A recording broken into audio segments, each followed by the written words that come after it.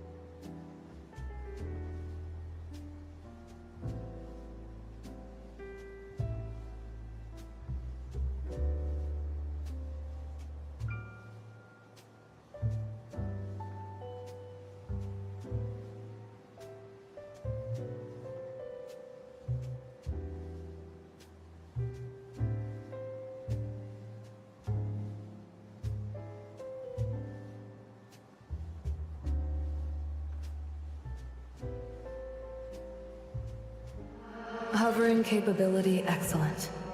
On to the next test.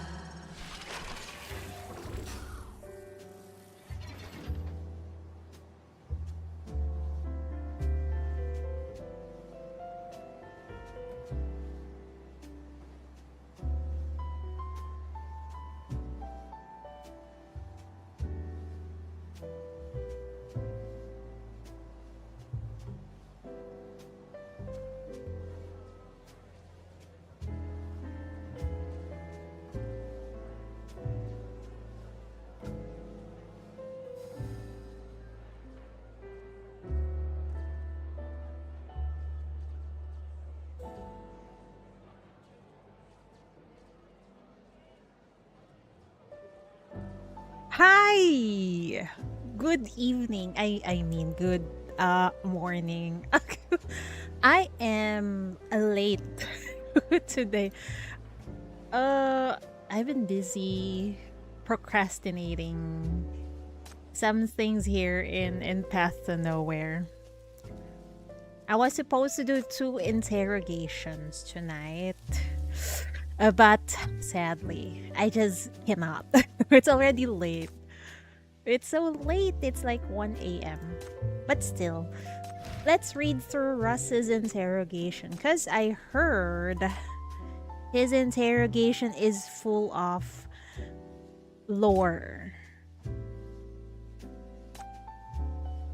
Because last time we've read through chapter 19. There are some weird things going on with Russ, like what the fuck is he? He's immortal? He seems to be a god of the underworld or something. Underground. Underground peeps. Wait, what is this? A record about the ninth agent, an assignment record from the ninth agency documenting the missions carried out by the agent, codenamed Rust, in West District from NF-108 to NF-113. Reports on death? Right, he was reported dead. Right. Report from the West District Reconstruction Committee documenting a bizarre death discovered within the Black Ring's area of influence during the Hightower Black Ring operation. Right, he was supposed to be dead. Also, Aisa, why do you keep on hiding lore in your interrogations? Also, I wish this was voiced instead.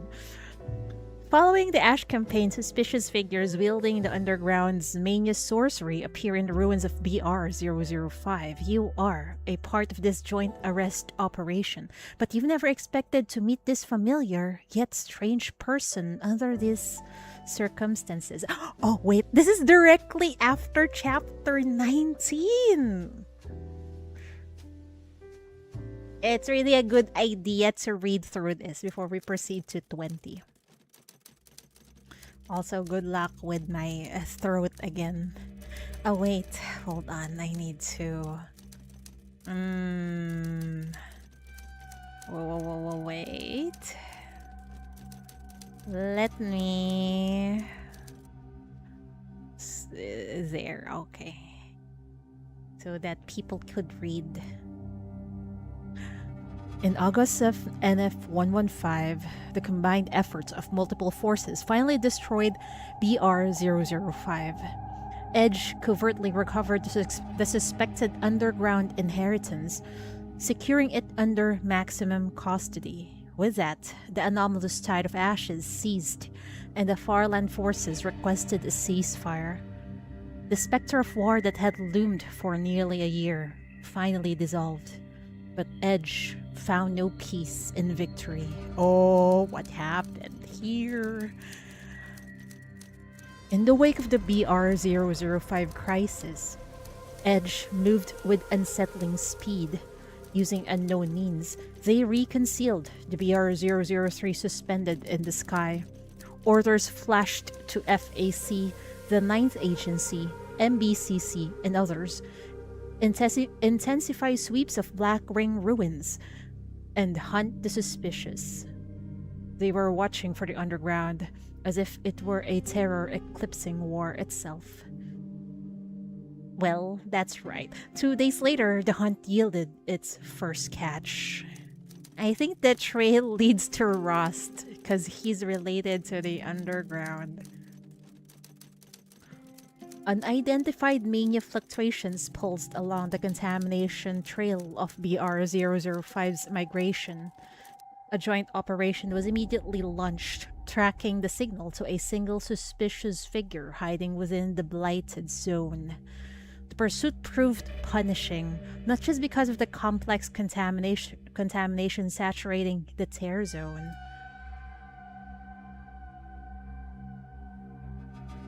August 25 NF-115, this city, White Sands. BR-005 ruins.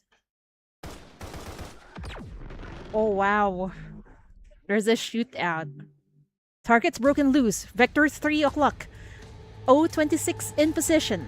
We're pushing him that way. 30 meters. Get ready to intercept. And as order is still being spoken, the target is already pivoting. He narrowly dodges the paralysis rounds fired from O26 automated turret, then raises his own weapon in reply. His precise shots somehow plays through the chaos gunfire and cover, hit 026's critical systems. The turret shudders and dies. With an easy vault over the disabled machine, he disappears. Beside the monitors, the commander is left slack-jawed. His anticipation is perfect. Was the op compromised? No. He's read our tech and tactics before we even move. He knows us. Well, he's one of you before, so of course. Outland infiltration? Or a turncoat from the inside? Your eyes flicker across the combat data logs, then the grainy footage from the field. Static washes over the feed, but you lock onto a detail in the enemy's movements. Those aren't standard rounds, more like some mania contamination. He's manipulating the ambient contamination in the ruins, clearing paths, sealing routes. It's too fluid. You switch to the mania scanner. The signature isn't sinner-derived. If this reading's right, it's likely some underground sorcery. But why is his movement pattern? You don't get to finish. Your own words, certain keywords already out, have just tripped the security alarm. Oh shit, he's not really an undergrounder anymore, right? Oh no, we slipped up. An undergrounder? This is bad. The ninth agency is exposed. Oh no, it seems to be there's a lot of men in these interrogations. My voice can only go as low as it can, okay? All units, listen up. Target could be from the underground, capable of sorcery-based contamination and manipulation. Ambient contamination is his weapon. Non-mania combat units, do not engage solo. I repeat, do not engage solo. This is extreme risk. The warning comes a few seconds too late. Across the way, an agent, codenamed Thorn from the 9th Agency, has already abandoned his cover. For years, he survived the brutal front lines against the underground. His experience is vast, his resolve unshakable, and his focus entirely on the present moment. Do we know Thorn from before? I can't remember. Surveillance was the assignment, but it no longer matters. He has already chambered a round, his aim steady on the approaching target. It's underground sorcery! Thorn, fall back! You're getting yourself killed! No, that's one of those underground bastards. I'm not letting him slip through. Thorn charges out, gun blazing. Rounds strike the suspect squarely in the chest, yet the lethal barrage only tears through the man's outer garment. As the fabric shreds, something tumbles from the suspect's chest pocket, catching Thorn's eye. It's a thin fragment of red crystal. It slices through the contaminated air as it plummets. One glance is all it takes. Thorn's pupils dilate in shock. He lunges, reaching out, but his fingers close on empty air. The crystal shatters against the ground instantly, lost into swirling dust and sand. What is that red crystal? A brief, profound silence cuts through the chaos of the battle. That belongs to him. Why do you have it? Did you kill him? Did you kill Rust? You son of a bitch! His rage erupts in a zone this saturated with mania. Such fury is a flashfire to a soldier's reason. Thorn charges in, a reckless blur through the contaminated air, hell-bent on tearing his enemy apart. The man across from him hesitates for a moment, then holsters his gun and raises his hand. A red mark sears into the palm of his leather glove, and instantly the surrounding contamination surges to life. Half of it weaves into a net before him, while the other half lashes out like tendrils coiling around Thor's protective boots and yanking him off balance. Thorn crashes hard to his knees. It's so action-packed. It's just the beginning. Hi, Pyrovian. Hi, Pyrovian. Welcome. A bit late. Okay, Lurk. Well, I'm also late because I was preoccupied earlier. He refuses to yield. Even grounded, he fires shot after wild shot. In that moment, he feels a presence from behind as another figure vaults over him and charges ahead. Chief? Your sudden arrival freezes them both. You know, Chief, you're kind of stupid. You can die by jumping right in front of two fighting men. Oh my lord. Your sudden arrival freezes them both. Reacting first, the Undergrounder casts a sorcery, not in front, but behind you, catching Thorn's already committed bullets in a wall of swirling corruption. Wow! Rust saved Chief! That's all the confirmation you need. Your eyes, attuned to Mania's flow, see past the spectacle. None of the sorcerer's attacks were meant to connect. They were misdirection. Thorn is untouched. His recklessness has become a trap, and the underground sorcerer is the one who's been cornered. The openings are too obvious. With that thought, you accelerate, aiming yourself like a projectile at the swirling wall of contamination, separating you from your target. A heartbeat from impact, it tears open. A perfectly timed exit you fully anticipated. Present, hold the shackles! Ugh. The wind's own contamination empowers you as well. From 2 meters out, your shackles lash forward, sparing the murky air to plunge deep into his body. You don't stop moving. Your momentum carries you into him, crashing him to the ground and pinning him down with your full weight. Wow! We're pinning down Rust! Wait, I was not expecting this. I still don't have Rust, but I hope the orange in your pulse might get him, though it's a... Yeah, I hope you get him, because his interrogation seems to be very, very pog. It's just the beginning, but I'm at the edge of my seat, and we're pinning down Rust, and Chief is being reckless once again. It's shockingly easy. Because it's you, Chief. I think he recognized you. He offers no resistance. Once pinned, he just lies there, resigned. He even begins to catch his breath. Your shackles continue to pulse with agitation, their red glow undimmed. It illuminates half of his face, deathly pale and smiling. I think he really wants to get captured. As brave and reckless as ever. The voice is unfamiliar. The face, one you have never seen. Yet in an instant, a tremor passes through your shackles, a jolt that stirs fragments of memory buried deep within. They rise to the surface, sharp and achingly familiar.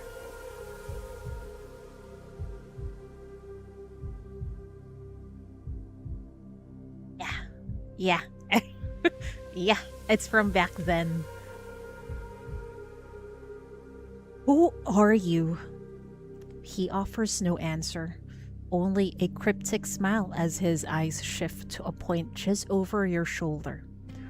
Your reaction is a fraction of a second late. A blurred figure clears you in a vault, and the hardened stock of a rifle crashes into the captive with brutal force. Let go! Oh, poor Rust. The manhunt is a success. The captive is a confirmed sinner, and one who wields underground sorcery no less. This revelation draws considerable attention.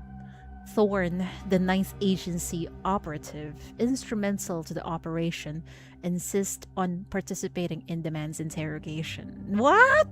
It's supposed to be one-on-one with Rust. Don't interfere, Thorn. You politely but firmly decline every request. Thank goodness. Before a more rigorous interrogation can begin, there are personal matters you need to confirm with that person alone. Oh boy. Also, he be looking fine sitting like that. When you see him again, his wounds have mostly healed, far faster than any normal person could recover. Have you seen the current video of the Sinner Attacker? Yes, I've seen it. He looks like Silas from Love and Deep Space. Hi, Lazy. Welcome, welcome. We're doing interrogation first for Rust, because it seems like his interrogation happened right after chapter 19. And then chapter 20, after his interrogation. And then right after chapter 20, I think it's supposed to be Margaret's interrogation. So we'll do that in sequence, and holy shit, we had got the new chapter in just a few days. We're gonna be busy. And also good luck on our rolls, guys. Good idea. Yeah, agree with this choice. Because I read the profile of Margaret. It seems like if I read her interrogation now, I'll be confused. So yeah, let's just go with that sequence.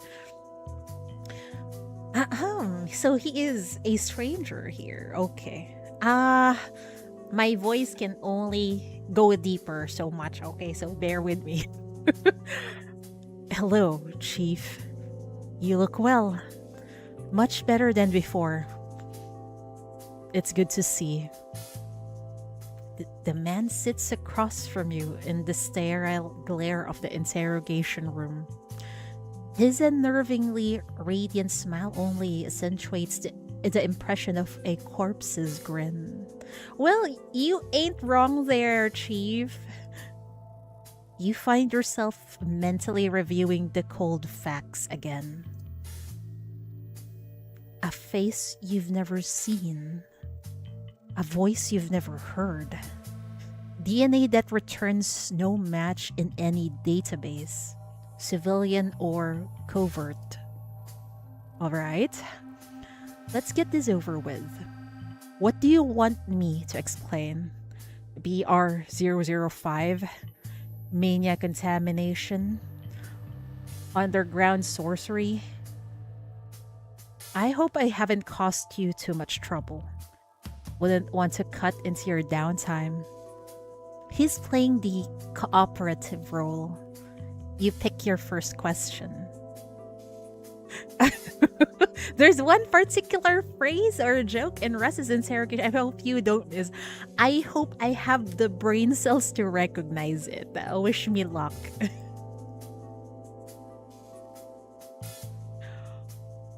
What should I call you? Suspect, spy, underground madman? Pick one. Your colleagues have been very polite about it. You shrug. I'm asking for your name. What do people call you? Friends? Family? Enemies? And what do you call yourself? I want to know your real name. Not everyone has a name, Chief. And not everyone has someone who remembers them. Oh. How old are you, Rust? Really? Like, really, how old are you? Because no one seems to know you. Well, aside from the underground peeps in chapter 19. I mean, the underground person that already died in chapter 19. So, call me whatever you like. I'd be honored. Is that so? Then I'll call you Rust. How's that? The man tilts his head, playing the connoisseur. A bit rough around the edges, isn't it? I was hoping for something more dashing.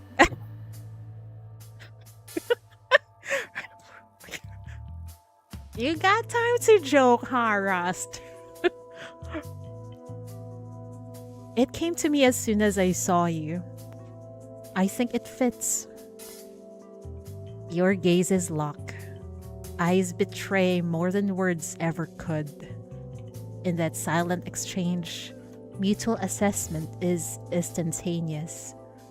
He recognizes you. This much is clear. His demeanor is amicable, yet deliberately reserved. For your part, you make no secret of your probing intent. I haven't asked you before. The question is out of the OSC of this game as of now. Which ones are your favorite? Joyride and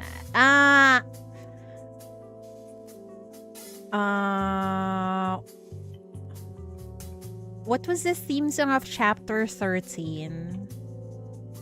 The one that got used at the PV video of chapter 13. And then I was there. I like that also. I forgot.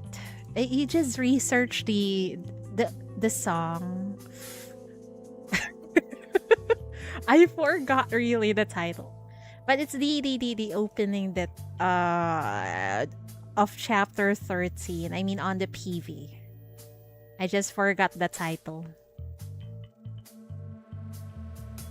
The charade ends. You simply hand him a document. Aha. Submit evidence, a record about the 9th Agency agent Rust.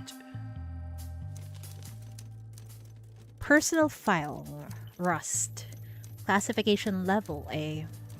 Rust was recruited as an informant by 9th Agency operative Thorn in Eastside.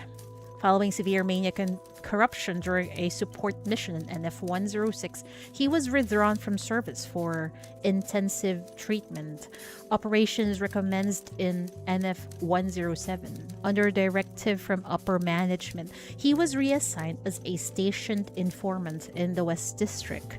Primary duties involve monitoring mania weapon trafficking within the Inner Bay area and observing suspect activities off Rustfire. During this tenure, he sustained regular contact with Thorn. All activities are logged. No anomalies have been identified through subsequent audit cycles. In NF-112, authorization was granted for his involvement in special operations targeting Crips in the West District outskirts. He provided advanced warnings of the risk posed by Parma.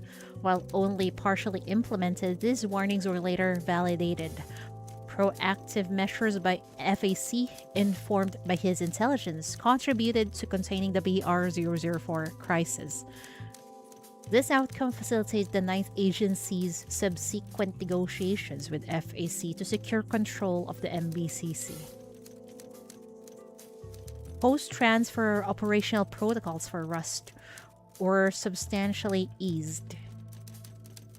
He was granted autonomous operational status with the direct reporting channels to Intelligence Director Langley Blackett. Oh! He's directly under Langley. At his personal request, he continued his post at the Inner Bay Drifter Camp, maintaining solitary surveillance of Rustfire.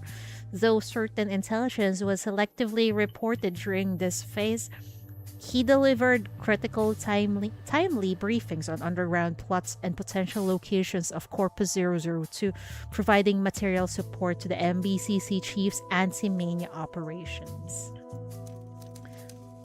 After the Rust-Fi riots in April NF-113, he was repeatedly tasked to assist Edge in recovery operations for the missing MBCC chief.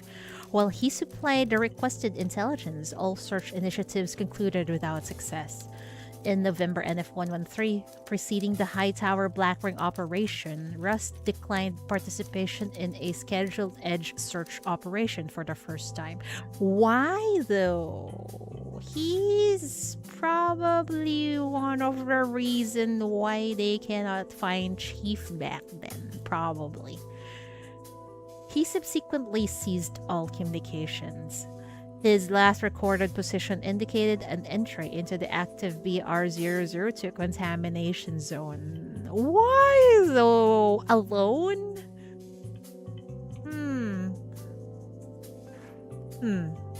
A low-level informant recruited by the Ninth Agency. Ode to the West Wind? Is it Ode to the West? Wait. Let me search it real quick.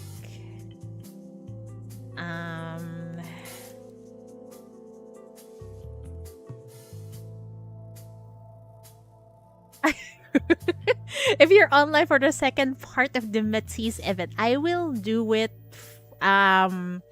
once the epilogue is released. So we can do it in one go. Don't worry. I haven't forgotten about it. I forgot the title. Wait, chapter 13 has been it feels like a lifetime ago. I feel old. Wait, it's so deep. Wait, I also like the one in Undercurrents. Oh no.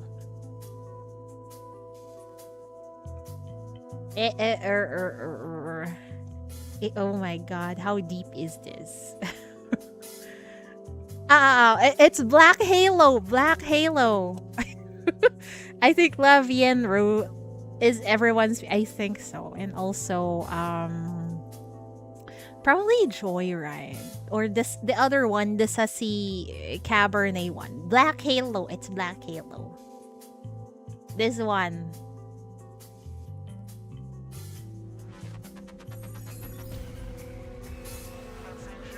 It's ending. I think this is the opening, I think. Wait, we'll segue a little bit.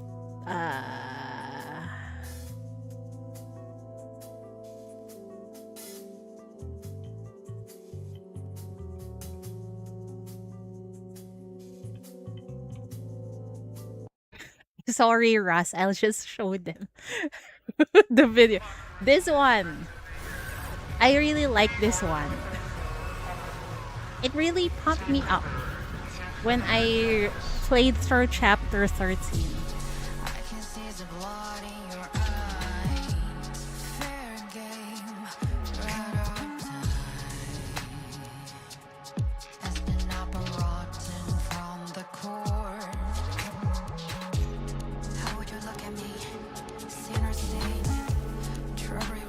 It's so freaking cool. We even got this MV.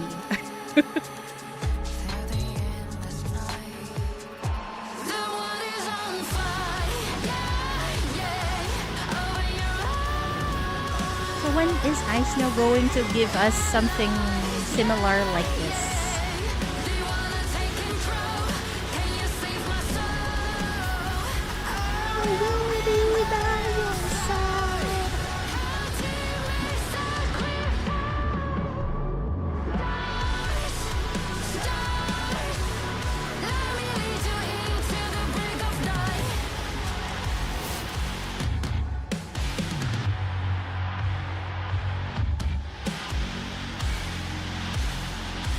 Yes, definitely one of my favorite chapters in Path to Nowhere.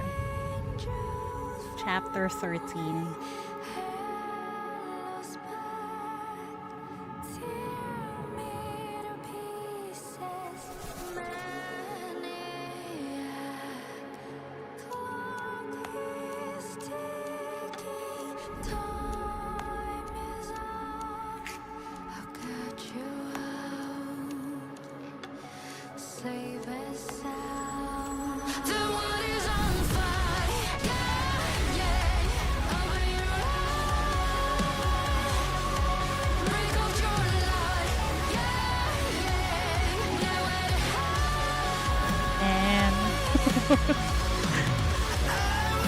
Man.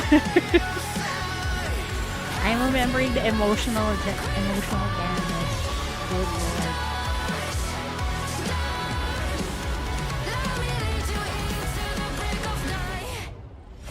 Also, long-haired chief is just so chef kiss. Anyway, sorry for the we're gonna go back to Rust, okay?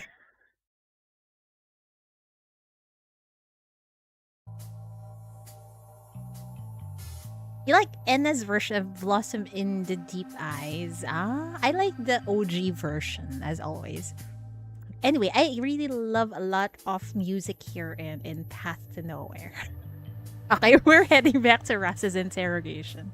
Where were we? Sorry, Russ. You were involved in chapter 13 anyway, right? A low-level informant recruited by the Ninth Agency. The records are surprisingly thorough. I'm impressed. He flips to the next page. Intelligence operations continued until November of NF-113, right around the time the high tower black ring erupted in the West District. Then he went dark. He must be dead by now. Are you grieving for him? He offers a smile as he slides the documents back across the table to you. There's no need for that, Chief. This was the Ninth Agency's failing. He seems to be reassuring us. I noticed in Coco's 4-star skin video there is Shalom during in-game ult animation Oh, really? You know, I think Coco's 4-star skin and then the how should I call Shalom's skin? The one with where she looks like a demon queen or something. They awfully complement each other. It's I don't know why.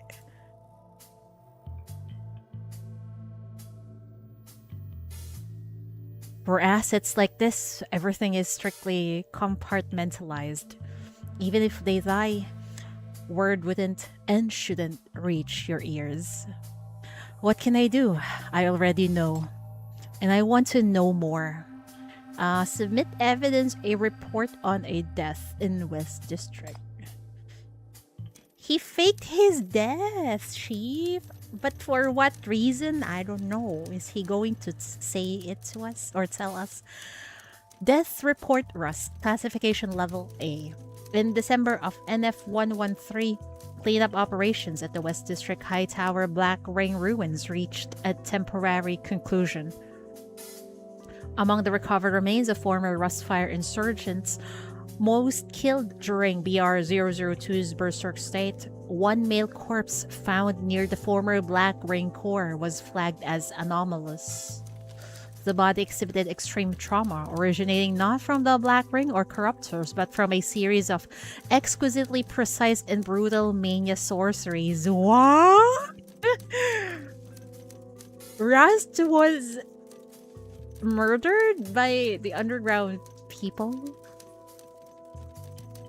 I like Coco's collab skin more than her 4-star skin. Really? I like the 4-star skin because she looks like a vampire. ISO should have made a mini-series of Source Obtain events and story chapters for the interaction of the Chief and the sinners inside MBCs. That's a good idea. At least, lores like this are not locked in interrogations because some people doesn't own this character, right? Or maybe if a character is really important for your world building, why not have a limited time open interrogation for all? Like, even though you don't own the sinner. That's a great idea. It's what we have in Nikkei. Where were we? Forensic analysis identified nearly 20 distinct types, all classified as underground sorcery, administered by multiple perpetrators. What? Evidence confirms the subject endured prolonged torture. The perpetrators deliberately sustained his biological functions to facilitate profound psychological devastation. What have they done to Rust?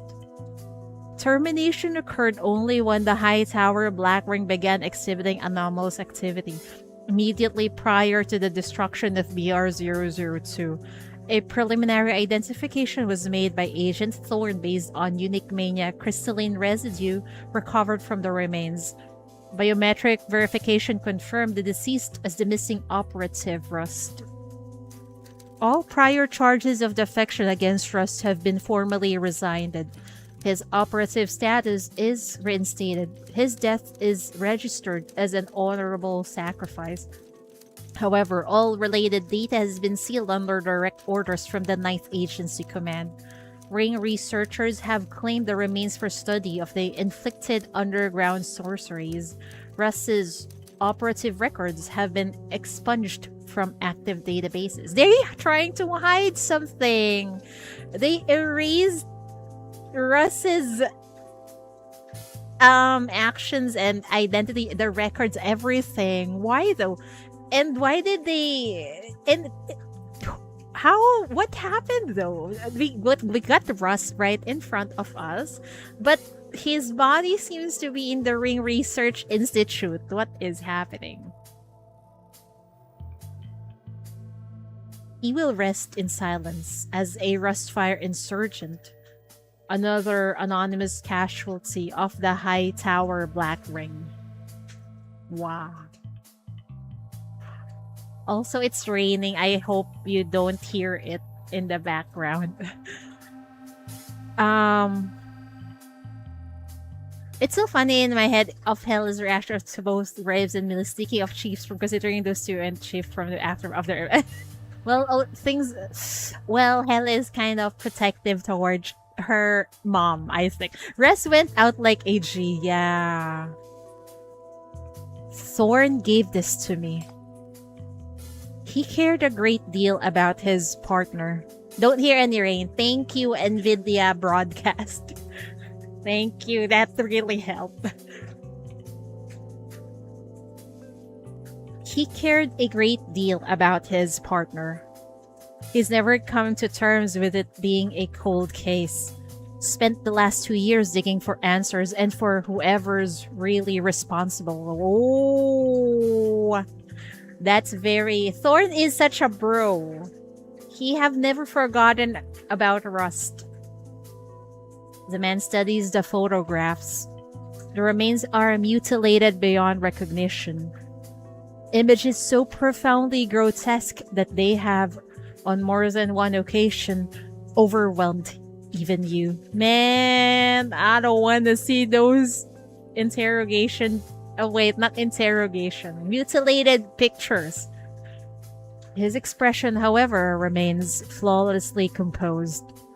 After a moment, he lifts his deathly pale face and turns it toward you. It's raining over. It started raining over here. It's really, really a heavy rain. Then calling me by that name would only make things worse, wouldn't it? That Agent Thorne is convinced I killed his partner. That Russ died at the hands of an undergrounder. Me. To have his commander's life, to have his comrade's life taken, and then his name stolen by the same person. It'll be devastating. You look at him. It doesn't matter. What Thorne needs is the truth. The truth about what happened to Rust. If you're feeling charitable and don't want to upset him, then tell me everything. I'll pass it along. might give him some peace. You're asking an undergrounder for the truth? You're not an undergrounder. Corruptors, puppets, humanoid monsters like Parma. My shackles have touched them all. That sickening sensation is something I will never forget. But you're nothing like them. You're a sinner, with a unique constitution that lets you operate inside a black ring. It's why my shackles can stay within you. That's interesting. A sinner that can operate inside the black ring where most people cannot enter. Huh. Perhaps you simply haven't met enough of my kind. True, I haven't seen nearly as much as you have. But I've never met an undergrounder who couldn't bear to hurt a human. Even with Thorn's gun in your face, you refused to harm him. You even went out of your way to protect him in secret, right there in the heart of the contamination. Thorn was convinced that you killed Rust because he recognized something of Rust's on you. So I don't see a problem if I draw a different conclusion from the same clue. So happy Parma is gone, but I miss his voice. Me too. I miss his voice. His smexy voice. You just want to murder the dude, but we give him credit with his voice. That's a rather unconventional line of reasoning, Chief. Shouldn't you be presenting me with scientific evidence? He hands the documents back to you. Since you have the autopsy report, you should also have access to Russ's biological data from the time of his death. Even better if the Ninth Agency still has his physical examination records from recruitment. Compare all of it to me as I am now, and you'll find, from a purely biological standpoint, Rust and I are two entirely different individuals. We don't even share a blood relation. He's not wrong. You don't rush to agree, however. You simply hold his gaze, watching. Still not convinced? Then let's discuss something else. An agent of his caliber must have left behind a few connections, wouldn't you say? Informants, friends, enemies, and that partner of his, so eager to avenge him. You could always invite them here to identify me in person. Let's see who else beside you will ever accept that I've simply inherited Russ's identity. Though, if you do go through with it, I need your protection. Can't have that partner charging at me again. Your stare doesn't waver. After a moment, he lets out a weary sigh. Alright, it seems you're holding onto other compelling evidence, Chief. To be this certain in your identification, looking into his eyes, you start to speak. Pace deliberate. You're right. There are gaps I can't explain. I've never seen his face, never known his whereabouts. When I checked the Ninth Agency, they admitted their star agent preferred to work alone. No one knew the details. Dude, stop being so mysterious. We know it's you. Maybe there's a reason why he's hiding his identity.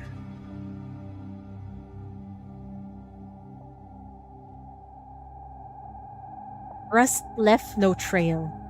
So when new questions came up, I had no choice but to ask you. Bullets and rifle butts can't fake a death. Whoever brought me to the Drifter camp in NF-112 must have used some kind of mania sorcery. And in NF-113, while I was out, I was moved around more than once by his hand. And then there's you. I know the person in this world who understands Rust best isn't Thorn, isn't Langley, isn't anyone from Rustfire. It can only be you. As for why, you're going to tell me. Oh, that's possible. Hiding his identity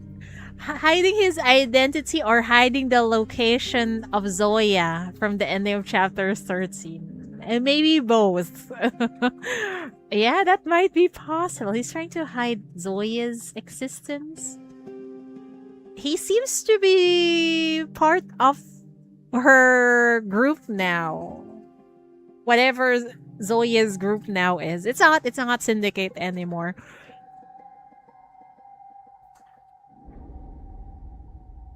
For the first time, the glib, slippery tension that could have sustained your duel indefinitely crystallizes into silence. He looks at you, and his gaze is suddenly a honed edge. Who told you that? There it is.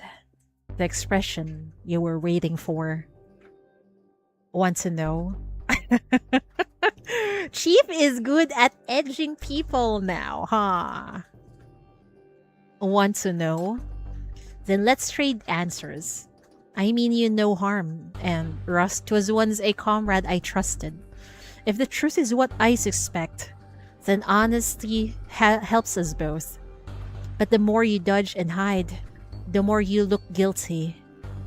And once my suspicion latches onto someone, it tends to become a headache for them. No matter how many times you change your face, your voice, your identity, no matter how well you hide, it won't shake me until I get a satisfying answer. Oh, bold claim, Chief. For a long moment, neither of you moves. Finally, the tension leaves his shoulders and he leans back.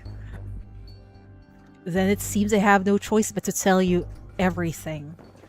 Let's go! Oh, he opened his shirt. Don't you dare distract me, sir. Stop. Focus, Shidori. Don't get distracted by his chest. Wait, it's barely there. Maybe Rust is Horu's replacement, since Horu and the rest of the Legion are with Hela from her. That is possible. That's possible, yeah. The man holds your gaze as he raises a hand to his collar. He loosens it, then deliberately draws his lapels apart, revealing what has been carefully hidden all along. The base of his neck, his collarbones, his upper chest. Oh, they should have pulled it down some more. They should have pulled down his shirt some more if it's up to his chest. Thick, ropey scars cover every inch of his exposed skin. They resemble marks of black ring corruption you've seen on Hela. These, however, are more extensive and gouged far deeper. What lies beneath them isn't flesh and blood, but a seething, formless chaos. Stare too long, and you feel your own mind straining at the edge, threatening to tumble in. Wait, he's an entity similar to Hela? And probably Zoya too. And from the looks of it, Irene also. What is happening here? The man's face shows no pain. He watches you, calm and assessing, as if what he's bared is not a mutilation carved into his own body, but simply bait on a hook. Judging by your reaction, you've seen something like this before. This is what happens when a human fuses deeply with a black ring, complete with its curse and its blessing. Oh, We're getting more lore about those people. Wait, I hope we get to see Zoya in the future also.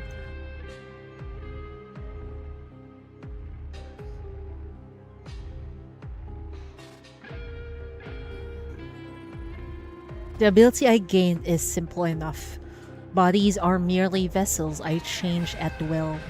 And I can always transfer my consciousness through the black ring. Oh my lord. So his power is consciousness transfer. Wait, aside from the sorcery, the mania sorcery. This interrogation will be deep. Okay, have fun. I will. Thank you for dropping by. Tama homie-sama. Thank you. Whenever a body is destroyed beyond repair, when it dies, my consciousness returns to the black ring. It waits until the ring connects to a suitable replacement. Say, when someone is infected with mania and their mind collapses, but their body has yet to twist into a corruptor. Oh? So it...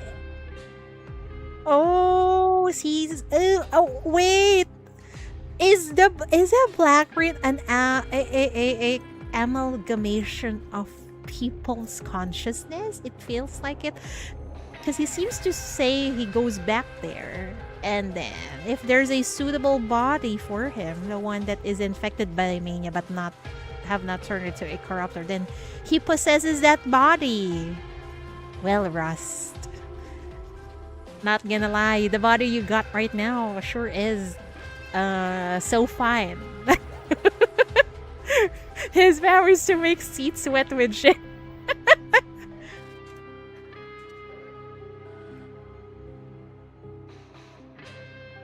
My drifting consciousness seeps through, claiming that hollow, ownerless shell as my own, and is reborn in another body. Sound familiar? Wait. Isn't that like, what's the term? The one we faced before, the one that wants to possess Zoya? I forgot the term.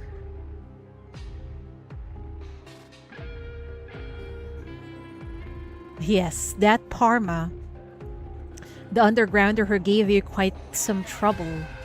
Use a similar trick. You might ask the Ninth Agency how many times they had to kill him before he finally stayed dead. Wait. Possession. So that's how Parma also transfers. But his body... He's really dead, right? The Parma in the current timeline seems to be the black-haired guy in Millie's event. What was his name?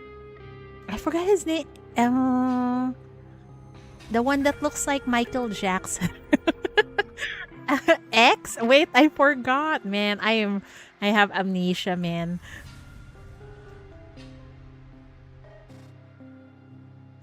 It's similar but not entirely the same. Yeah, it's similar. Mr. E. Mr. E. I was about to say Mr. X. Cheatery, that's a wrong character. Mr. E, yeah. Thank you for reminding me.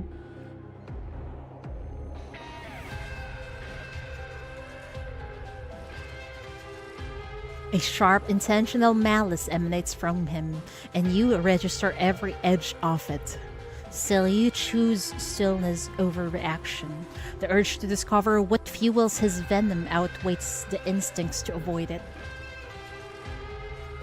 So technically, my bro is immortal as long as there's a black ring. Yeah, as long as black ring exists in this world, then he can endlessly go through different bodies if his current body is destroyed. Yeah. It makes you wonder, what the fuck is a black ring? It can distort space and possibly time also, right? And it affects people's consciousness. And remember in chapter 1 where there is a scene with flowers? I wonder if that's inside a black ring. Maybe Chief is also a similar being. There's so many conspiracy swimming in my head right now. Keep going. I got a feeling there was scene with the flowers on the first part when we met Chief, when you need to choose between male and female Chief, the one with the flowers. That might actually be inside a black ring, right? And those flowers kind of resemble the color of hypercubes, so I'm not sure. Maybe it's really inside the black ring. That's just a delusion of mine, okay. The rest in your reports is at least the third body I've used. Oh, it seems to have belonged to a fallen 9th Agency agent, likely Thorne's actual partner when he was alive. Oh, wait, there was a report when Rust got infected by mania, right? So probably that time when he was infected, that's when Rust probably steadily possessed that body, perhaps. I grew rather fond of it. Convenient, and it came with a wealth of useful knowledge and skills. When it was destroyed in NF-113, I was genuinely reluctant to let it go. Come to think of it, before I claimed that body, could he have been one of those dear Rustfire comrades you still think about? You rise and your shackles lash out on pure instinct, piercing through his body. The sensation is startlingly vivid this time. Through the psychic link, you can feel the wet tearing resistance of muscle and fascia. Yet none of that agony reaches the man's face. He is still smiling, the expression welded onto his corpse-pale features. His gaze locked on you without a flicker. There we are. You shouldn't be so quick to count me among your own, Chief. My ties to the underground run far deeper than you realize. Then tell me everything. There's no point in being vague with the timeline. If you were truly using Russ's body, then at the very least, we can confirm one thing. The person killed by undergrounders at BR-002 was you. So what exactly do you mean by your ties with them? When did you enter Russ's body? What triggered it? Who were you before that? And what have you done since becoming Rust? Don't try to dodge by unsettling me. Answer me. Tell me the truth.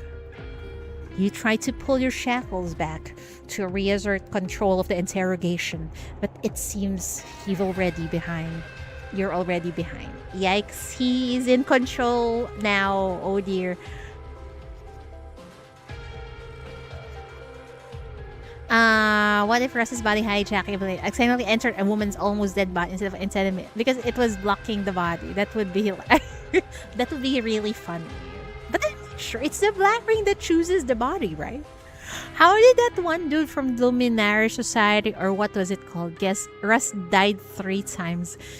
It's probably because he's related to the underground, so he knows some underground secrets, perhaps? I'm not sure. But it was not clear, though. We just know that he's involved with the underground. Or maybe the undergrounder that we fought that time already told him to set up a trap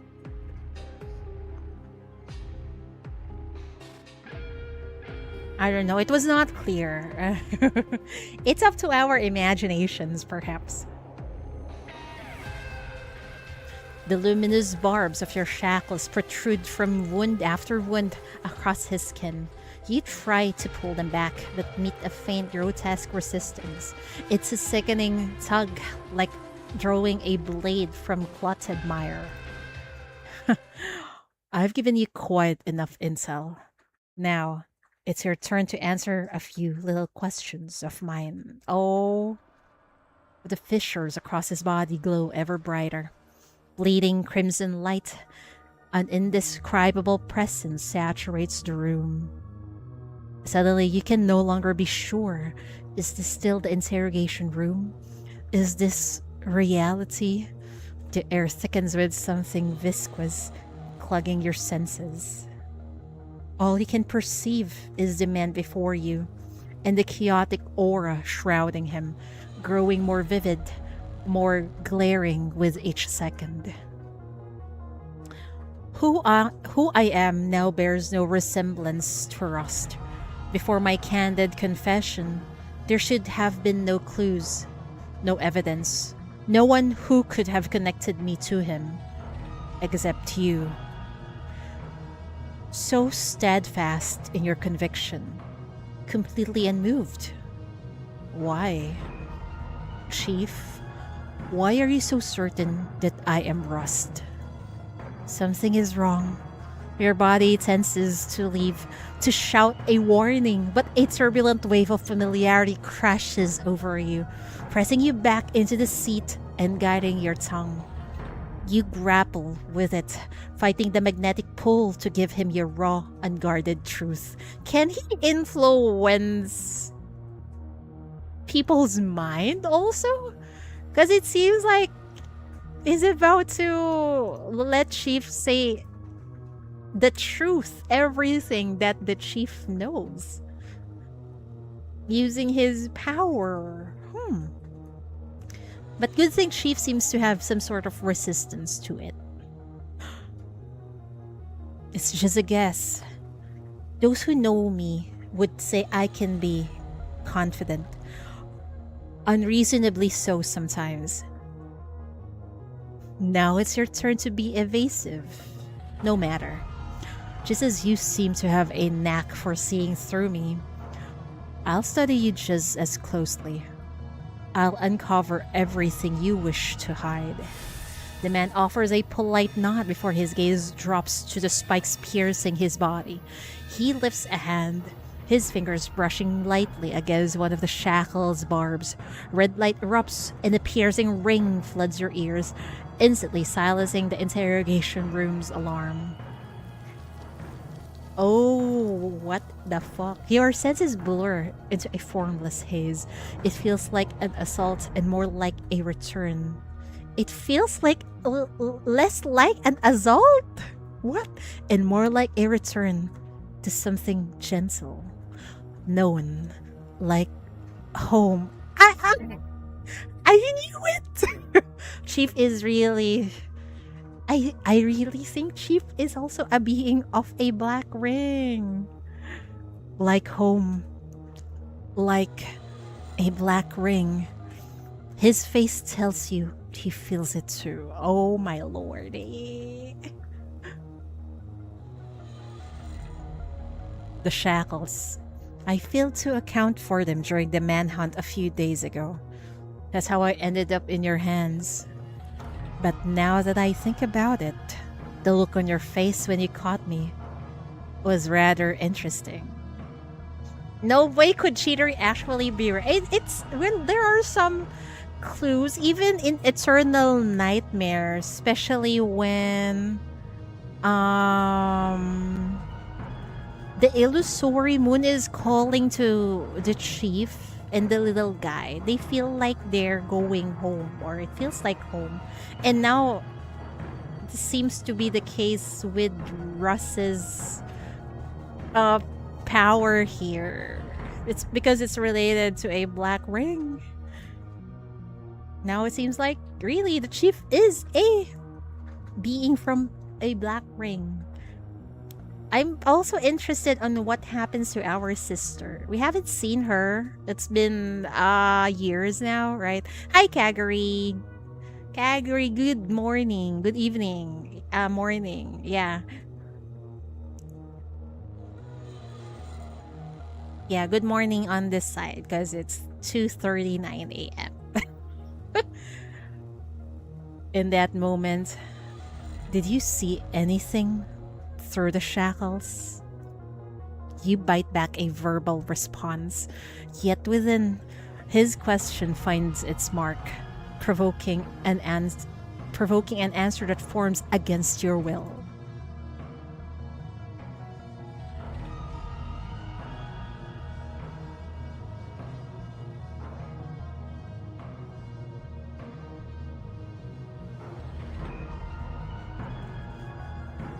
The chief is such an enigma. Yeah.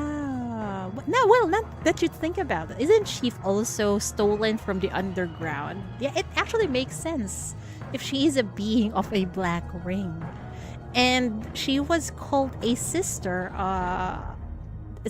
or sibling of the lady at the end of chapter 13, if I remember correctly. The one who easily destroyed was it the being? What was the being called? The one in BR002. Chief, you are making me think about so many things. What are you really? At first, I was just questioning what the fuck is Raz? Who are you? And now I'm questioning Chief's identity too. It's come this far already. It seems your shackles have grown considerably since we last met 2 years ago. The Corpus 002, yes, that one. You've personally entered and destroyed 2 black rings since then, haven't you? Yeah, not really destroyed. Didn't Chief ate a black ring? If I remember correctly, the one with Zoya's black ring.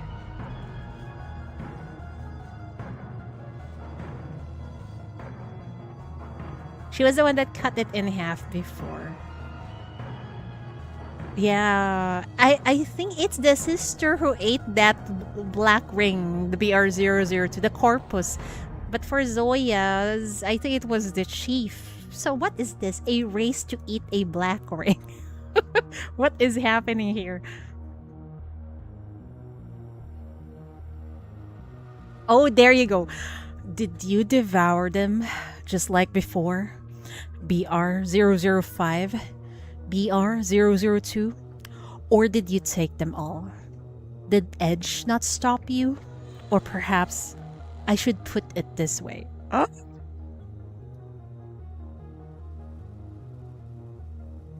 After such a feast, how have you changed?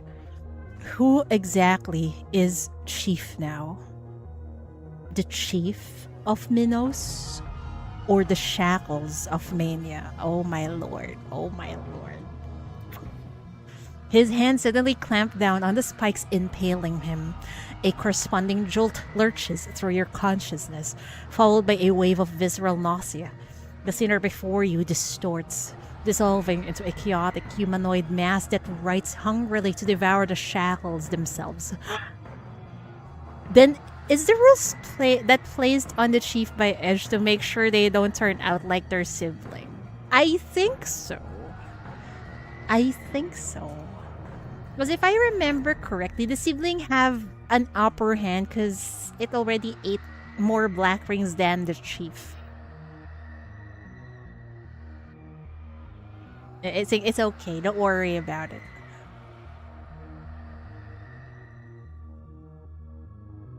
Please, tell me the truth. Russ receives interrogation training. He can spot a lie. Don't try to deceive me. Wait, are we the one getting interrogated? Oh no.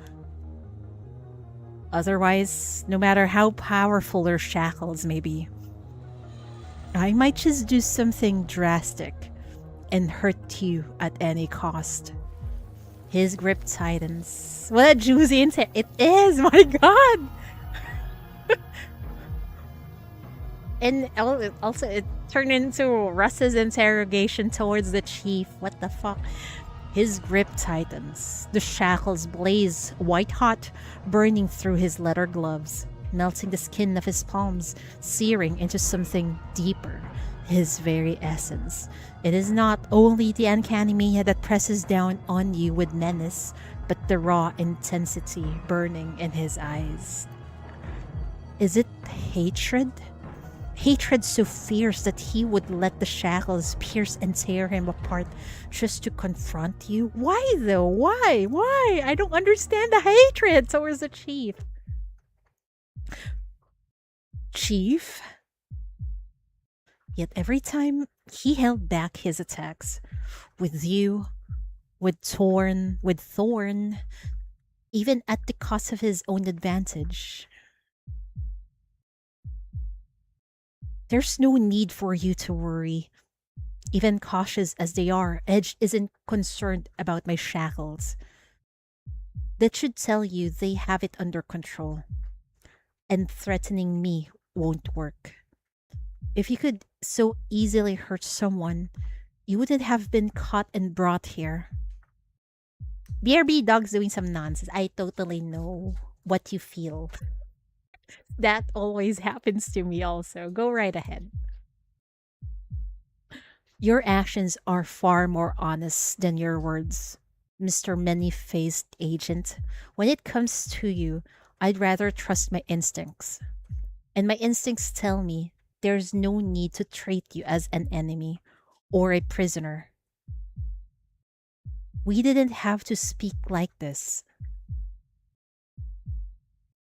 Tell me about yourself. What you've been through. What you're fighting for. What weighs on you now.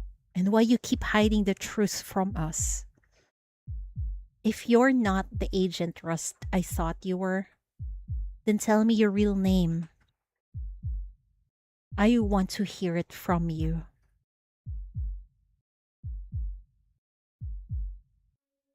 You're not going to use your shackles to see for yourself?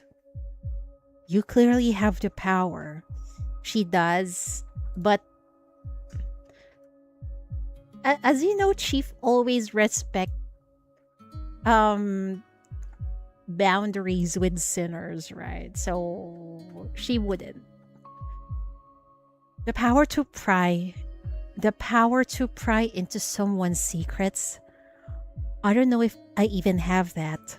And even if I did, I wouldn't use it lightly.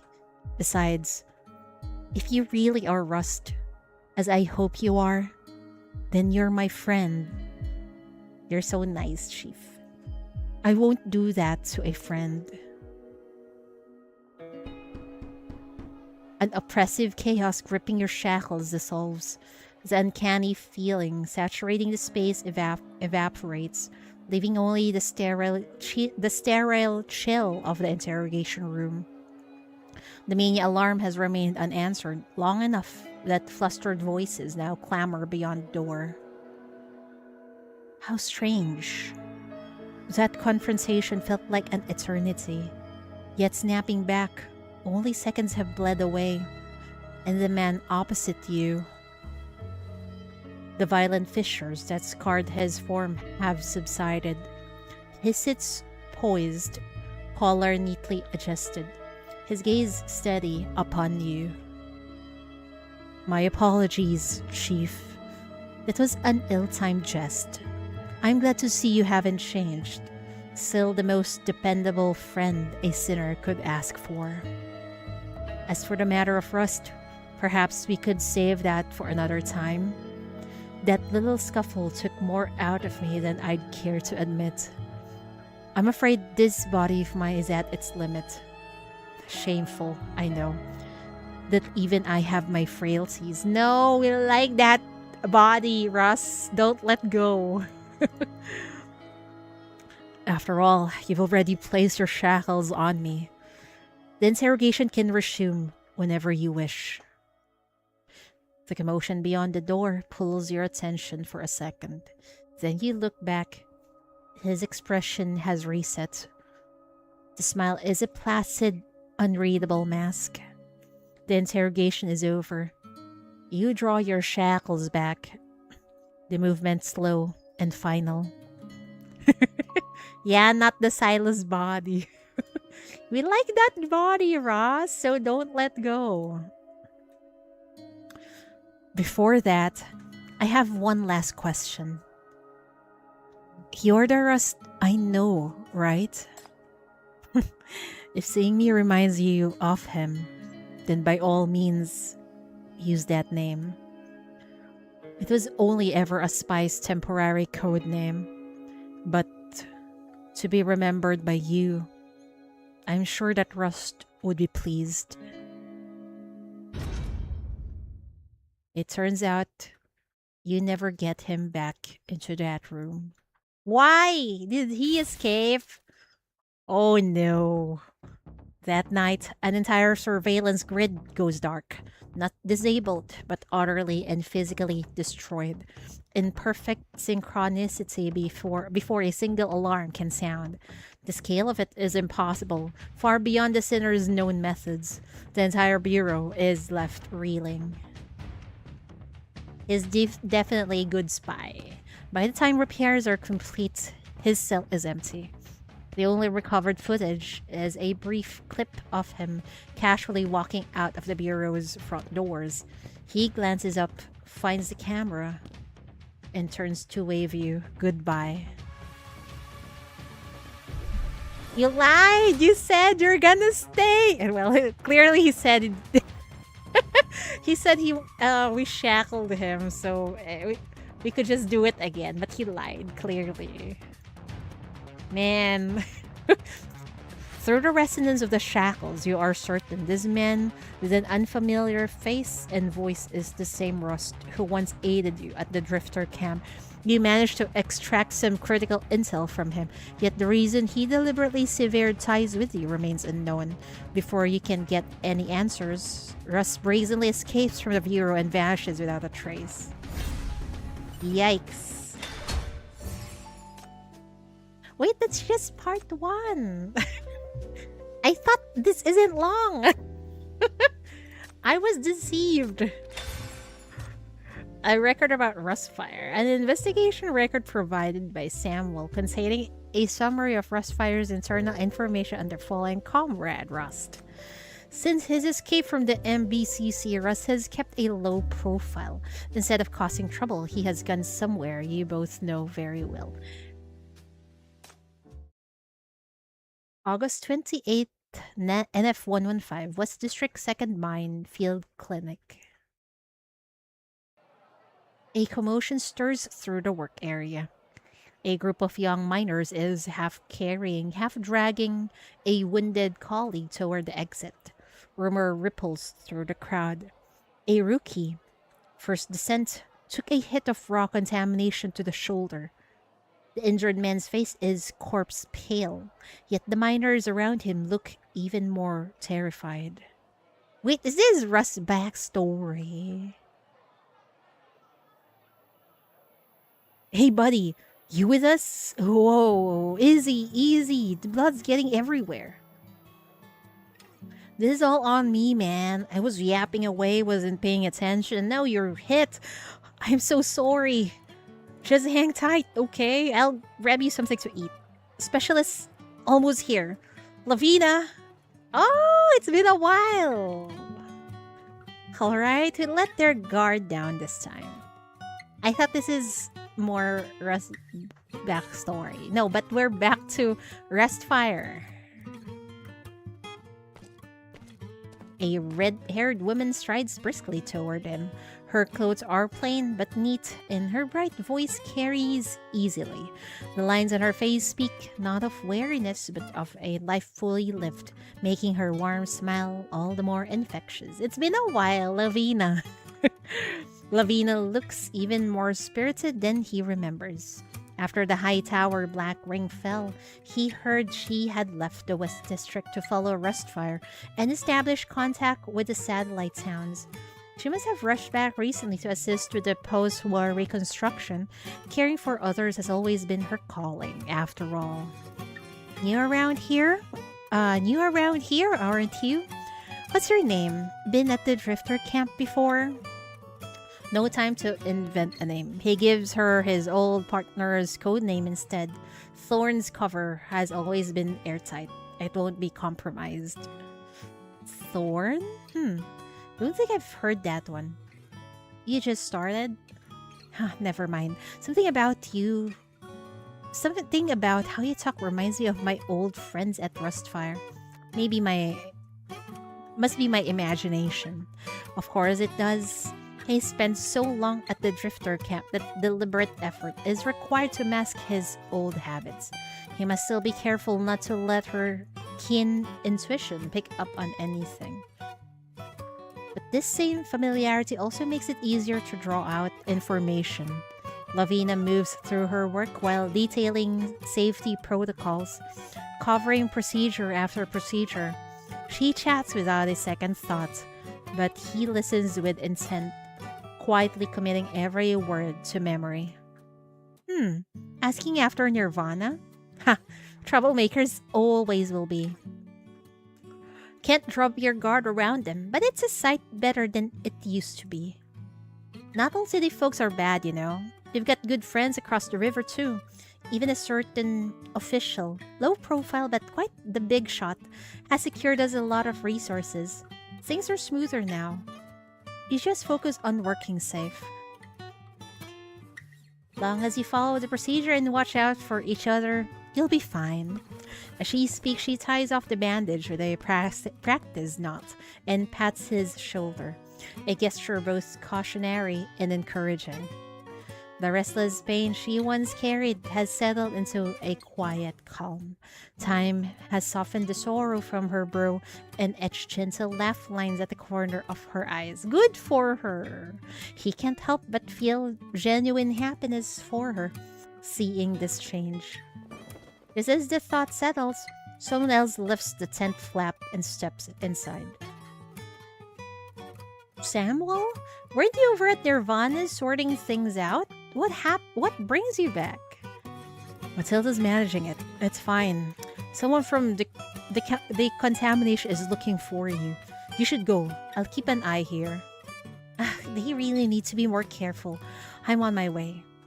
Oh, and she turns back with one last reminder. Thorn, follow the protocols next time. If I see you here again, you'll get an earful from me.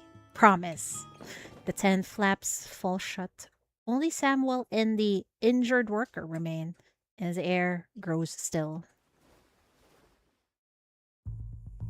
These gremlins are playing tug of war with one of my shirts. Sometimes they do tug of war with my hand. Samuel looks over. The newcomer waits on the cot's edge, wrapped in a coarse cloak, his hair intentionally mussed. You make friends quickly. Comes with being a syndican. Russ offers a grin, and the kind worn by miners through the dust and ash. The smile doesn't have time to settle before the old man's hand clamps onto his wrist and deftly retrieves a pass concealed beneath the rough fabric. Oh, is his cover blown or something?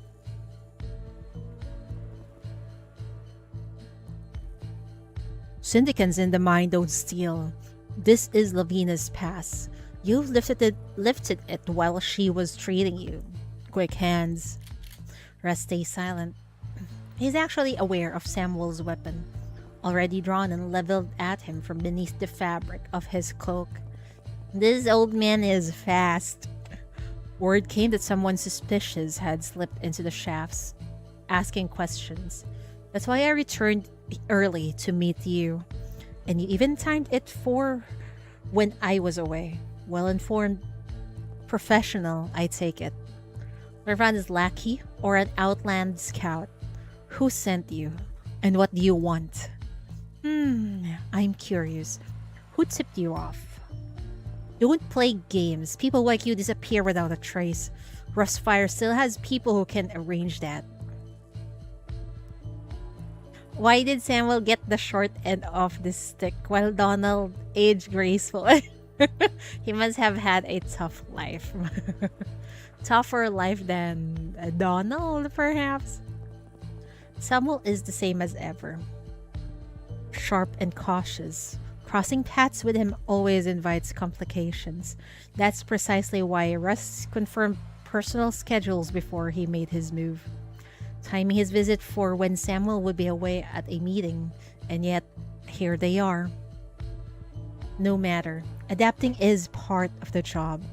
The real question is how concoct another story. How the real question is how concoct another story on the fly or use the secluded setting to neutralize the problem quietly. As Russ weighs his options, the light from the entrance flickers. Someone stands at doorway, holding the tent flap half open. Before Russ can make out the backlit face, he recognizes the voice. Oh, it's Chief! How did you find Ross that easily, Chief? Sorry, Samuel. He's one of mine. Chief? Then this is, well, not exactly one of mine. More like an escapee I couldn't keep tabs on. Made a bit of a scene saying he was looking for an old friend. Since I care about that friend too, I thought I'd tag along. A Rust Fire Intelligence operative, Rust. Sound familiar, Samuel? Rust was worried about Samuel. Someone must really be him. Samuel's hand goes still. Russ catches the brief, distant flicker in his eyes. It looks, for a moment, like grief. Oh, they must have been really close. Thorn is Russ's informant and an old friend from the Outlands, also a sinner. He came to the city, but couldn't locate Russ. He refuses to believe his friend is dead and insists on investigating the truth. It's been too long, and information is scarce. If possible, would like Rustfire's assistance. This is the only place Rust left any trace. I love it, me too. Samuel accepts your fabricated story immediately, without a shred of doubt. Good thing he did not ask more questions. In the autumn of NF-113, he supplied us with a great deal of intelligence. Without any single piece of it, we likely couldn't have extracted you from the High Tower Black Ring. But I only officially rejoined the organization after the Black Ring fell. Before that, I never had direct contact with him. It wasn't until we compiled the list of the Fallen that I even learned his code name.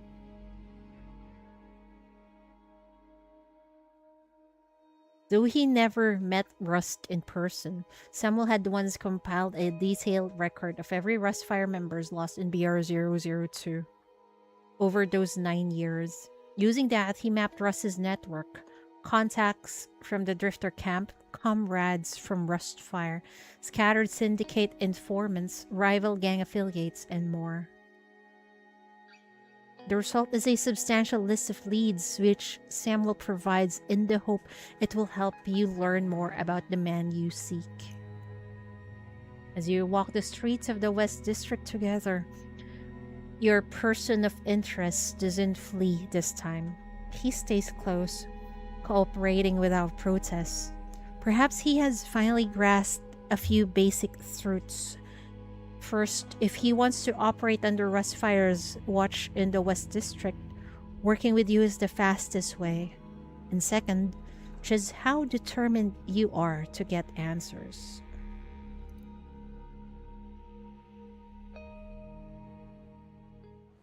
The West District streets, still under reconstruction, thrum with chaotic life. The crowd packs the sidewalks so tightly that the roasted meat bun stalls are doing a roaring trade. Everyone is too busy chasing their next meal to spare a glance at two slightly out-of-place figures seated nearby. The bun in your hand is delicious, but mixing work with food always dulls the pleasure. especially when the intel you're reviewing only grows more irritating by the minute. Fake ID, fake ID, fake ID. All fake? Seriously, you spent years here and couldn't make one real friend? Not a single person you could be honest with? All those people who still ask about you, who still care? What they're missing is just a character, a performance, charming lines, rehearsed sincerity, all to play with their feelings. And these? As you speak, you slide several frayed handwritten notes from the folder. Each is a personal IOU. Oh no! Oh no, he has debt. Don't pass that to the MVCC, damn it. Didn't the ninth agency approve a budget for you? How do you still owe people money? A field agent's budget only covers the basics. I did some research. If you want to build a reliable informant network using money, the real trick is to reverse the dynamic. Oh no. You see, people are far more motivated to chase down a debt than to collect a payment. Financial ties, it turns out, bind tighter than sentiment. Really? He's definitely gonna pass it to the chief commander. We're already deep in debt. Don't you dare pass it to the MBCC.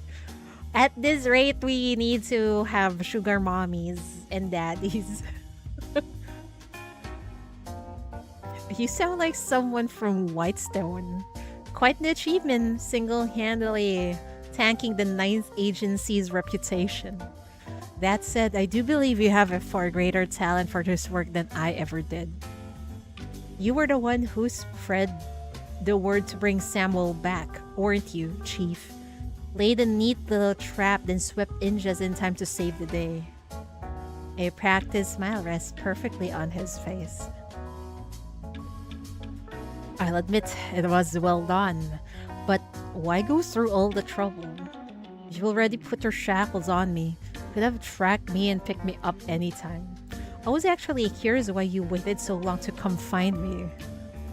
I just wanted to see what interesting moves you'd make on your own. He glanced at him. The wound on Russ's shoulder clearly isn't from any work accident. Before meeting the workers, he must have already gone down into the mine for his own purposes. Has his objective shifted to BR002? But if that were all, he could have simply slipped away afterward. Why go through the trouble of posing as a newcomer and seeking treatment? Gathering intel wouldn't require such theatrics either, unless what? He liked to believe he genuinely misses his old friends, but asking directly would never yield an honest answer, right? Your terminal vibrates, an update on the joint Black Ring search mission. You skim it, no immediate intervention required. You still have time to humor the stubbornly evasive agent sitting across from you. This place you picked is probably the busiest shop in the street, right? Strong reputation, heavy foot traffic. Been here 7 years. Prime informant material. Because of how heavy PTN is, it's these little moments that elevate the experience. Exactly. That's why I really want some lighthearted moments with our sinners, aside from the events and the main stories. I don't know how, PTN would be able to give it to us. Family and Irene's funds will save us. We just have to fix her once again and turn her into a fangirl. She'll cover every... That's a great idea. We can pay all the MBCC debt.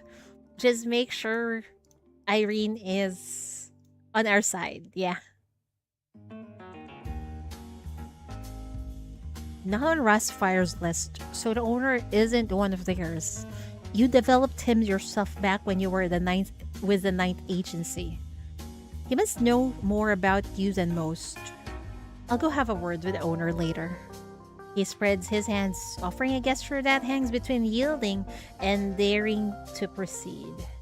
Already checked the kitchen. The old owner's gone. All new staff. He was in poor health. Whenever we met, I'd bring him the specific medication he needed. Even if his body survived the high tower Black Ring, he wouldn't have lasted 2 years without his meds after Russ died. Oh no. He's probably dead. Maybe he really misses his old friends in Russ Fire. His tone remains as detached as ever, devoid of any sorrow. But his eyes tell a different story. They've softened noticeably. He was an interesting man. Bottom-rung syndicant, but proud. If I tried to trade medicine for information outright, it would have wounded his pride. It'd have slowly shut me out. Chief is good at turning sinners into Sims. Will be fine. I hope so. Anything could happen. Well, we already know Irene is quite fond of Chief, right? So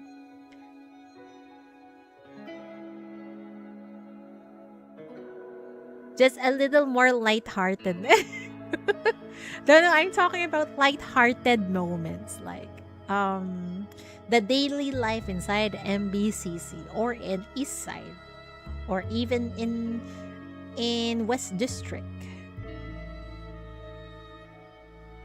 What if I borrow 500 from him first, then said, "Can't you pay back? Take this medicine as interest." Whenever he came to collect, he'd grumble and curse, but he'd take it.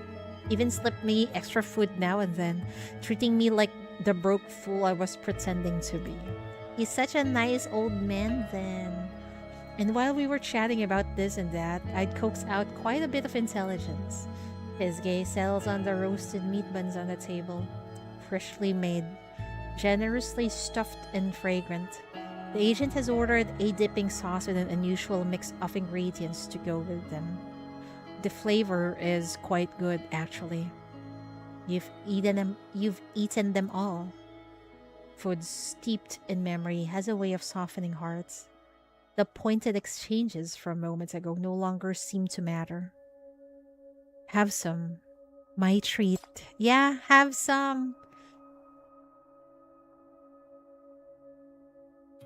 If you cooperate when you go back to the bureau, I might even keep ordering takeout for you.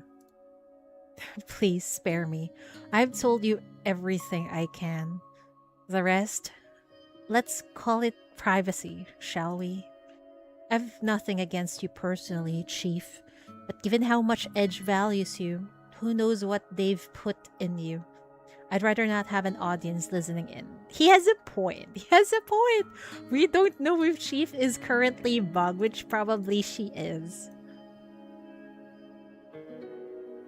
As his smile fades, so does the nostalgia in his eyes. He pushes the buns back toward you. The one who loved this was Rust of the Ninth Agency. That body is gone. This is a new vessel. So time to develop new taste. You're still searching for the right words when your terminal buzzes. A message from the Ninth Agency cuts through the silence. What? New lead and a major breakthrough. We've tracked underground movements. They haven't pinpointed BR-003, but are actively investigating the other Black Rings. Interception team preparing to deploy. Exact coordinates. See? Duty calls. An urgent dispatch from the Ninth Agency, I presume. It clicks immediately. The breakthrough is his design. This is a game, and like you did with Samuel, Russ is now moving you across the board. Dragging him to MBCC is an option, but too blunt. Without understanding his driver, he'd escape again. Letting him go to trace the shackles later feels like falling into a prepared script. He's likely arranged for that too. Confrontation then, right here, with all cards on the table, He reads your hesitation, your silent debate. A soft chuckle escapes him before he voices a proposal that changes the entire equation. There's still time. Why not take a walk with me, Chief? These streets are where Rust once lived. If you want to find out the man he was, this is the place to do it. We have the time, and so you see no reason to refuse.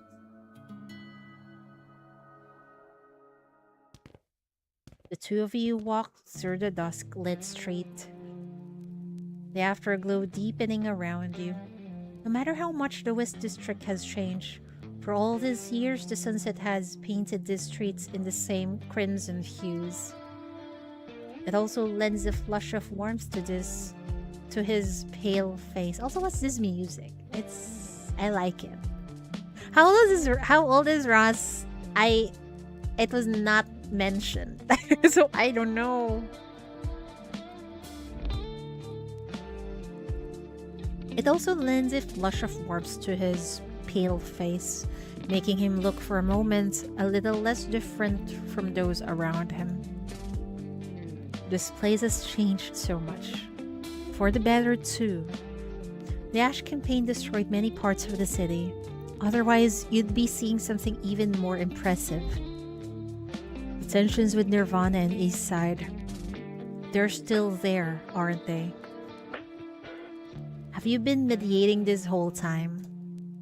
I can't take that much credit. It's mostly Matilda and the rest of the executive committee doing the heavy lifting. Miss Cavendish is quite reliable, yes, but without the Bureau's back channels, I doubt so many of those Rustfire rioters would have avoided prosecution and regained their freedom.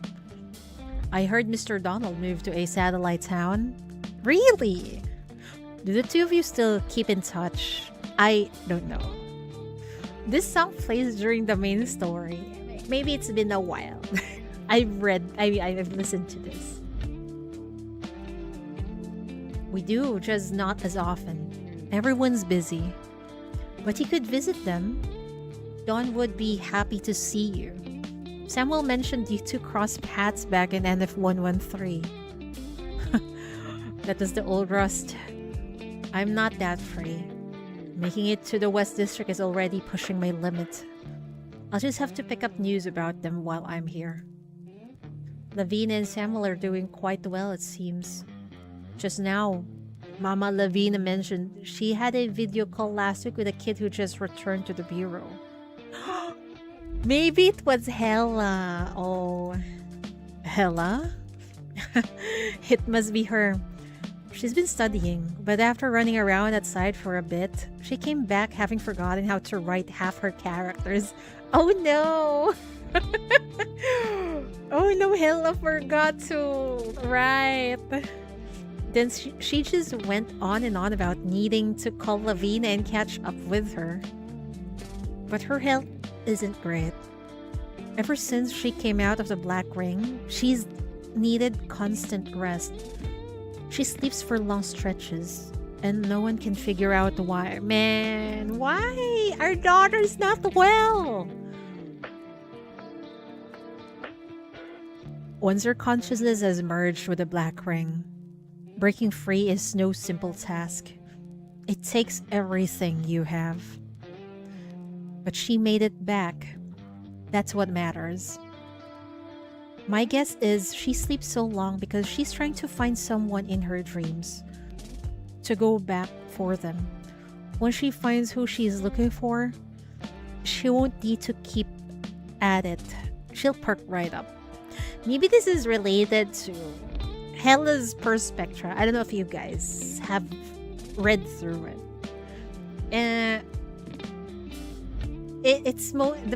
I think the people she's looking for are the ones from the Outlands. The one with her when, the Black Ring fucking exploded. Or perhaps there's a simpler explanation. You've assigned her such a heavy course load that little Hella has no choice but to fake an illness to escape her studies. Maybe. Ah, wait, you didn't hear the Hella's Perspectra. I think she was looking, if I remember correctly, Hella's Perspectra. She was trying to save the people that was with her during the explosion of the Black Ring. So it might be related to what Russ said here. Like, she's trying to find. Once she finds who she's looking for. Maybe that's the people she was looking for. Aren't those people still with her? I haven't do that. If you haven't, I have a video here on the channel. You can just play through that. Oh my god, why is my eyes so painful today? Oh no. Or perhaps there's a simpler explanation. You've assigned her such a heavy course load that Little Hell has no choice but to fake an illness to escape her studies. Escape her studies? Hiding from Raven? She's running a proper syndicate academy now, and enrollment is booming. It's been 2 years already. Time changes a lot of things. Oh, Raven has a school now. And seems like Hella is attending that school also. That's adorable. Is that so? I guess it really does.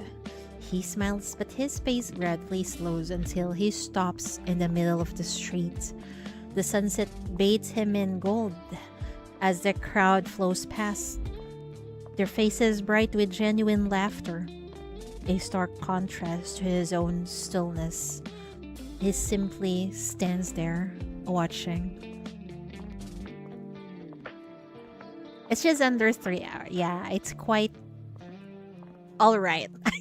It's not like Jasmine. It's not like Jasmine interrogation level of length. You stop as well and turn to face him. Just as you're about to speak, your terminal buzzes again. You let out a quiet sigh. I know you're the one who fed them that intel. Send me on a wild goose chase so you could slip away, right? Thanks for the assist. Still frustrating as hell, though. Being honest wouldn't kill you. You obviously came back because you missed them. That's what I thought also. I really don't get what you're so set on hiding. Maybe he's tired of missing people. Because he's been alive for so long. He holds vital intel. You carry a heavy debt to him. After all this time, you finally found him. The questions are pressing, yet forget it. Even if you don't say anything, I'll find out what I need on my own. But don't think you can run. Once I'm done here, I will find you. Doesn't matter how many times you die, how many shells you swap, what mission you take next. This isn't about work or any official interrogation. It's about you. Don't get to finish. A sharp shout from behind cuts through the conversation.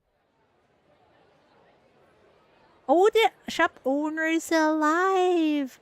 This nonchalant act. Ain't it, bro? Give it up. Yeah, we know. You know you missed people. Hey, was that your order just now? This sauce, is it yours? It's a friend of mine. I knew it. It's Rust, isn't it? That old school ratio. I'd know it anywhere. 2 years, not a word. And my old boss gripped about the money he owed right up till the end. Is he ever gonna pay up or no. I don't have money, sir. The MBCC doesn't have money right now. This sparks a fierce tirade from the shop owner, phrases and grievances that must have been passed down from his late boss.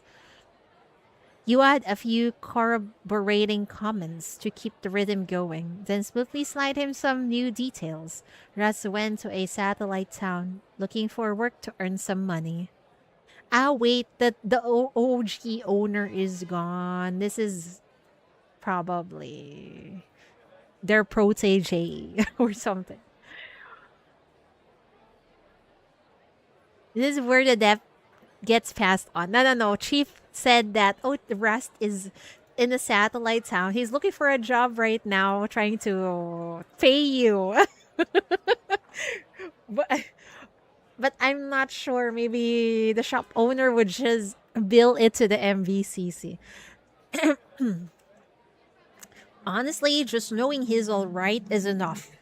He was a regular, you know. My old boss thought about him for 2 whole years.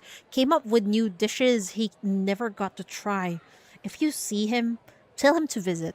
I can at least try to cook a few of the old ones. But most importantly, he still owes us 50 disc coins. With a light laugh, you send the shop owner off, then glances toward Rust. An agent with his people skills should know how to read a room.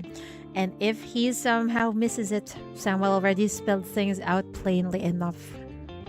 People misses you, Rust. See? As you miss these people, they also misses you. Definitely you left a mark here.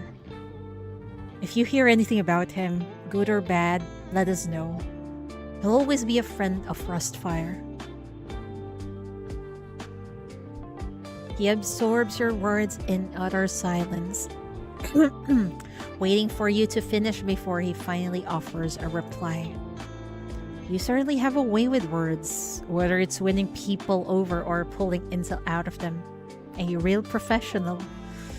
Your terminal vibrates again. Go ahead and take the mission, Chief. I've held you up long enough. What I have left to say, it's honest, and it won't take long. I may carry traces of the underground, but I'm not your enemy. Everything I do is to repel the Black Rings, to stop the fanatics spreading them. If our goal align, I'm willing to lend a hand when I can. Good to hear. Tell Edge to be careful. You've successfully recovered BR-002 and BR-005, but BR-003's existence is exposed. The enemy will move soon. Oh no. What they're after is BR-003's true core, that inheritance fragment that has successfully merged with the corpus. So don't get attached to whatever benefits the Black Ring offers. Deal with it quickly while Edge still has a weapon like you on the field. Oh. Seems like really we're heading to the next chapter where it's probably about BR-003. And probably the secrets it has. What makes those undergrounders so zealous? I don't know either. Do they treat this Black Ring as... We don't know much about them, to be honest. Is it like... Are they waiting for a second coming of their god or something?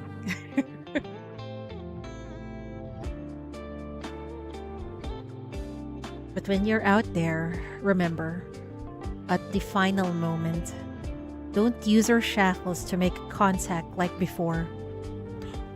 Don't let instinct tempt you into accepting it. That wouldn't end well. You're strong enough as it is. Any further, and you'll be stepping into dangerous territory. He's basically saying, don't try to absorb another Black Ring, Chief. Otherwise, I don't know what is this dangerous territory. Maybe Chief will become an entire being. I don't know. Or a threat to Edge or the city or to humanity. Who knows? They treat the Black Ring like a miracle. I remember that, but I don't know why. I can't remember.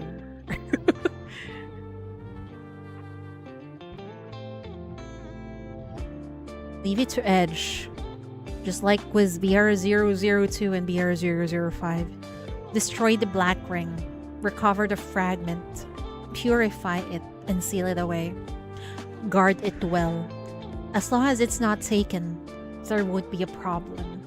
Wait, is BR00003 about to get taken away by the underground? Trust him, doubt him. I think I would trust him. You could have told me all this sooner, you know. An agent doesn't hand over information freely. Intel is worth more than one's life.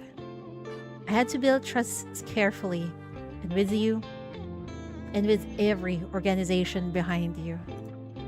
So you're saying you didn't trust me before? Or are you telling me you suddenly trust everyone behind me now?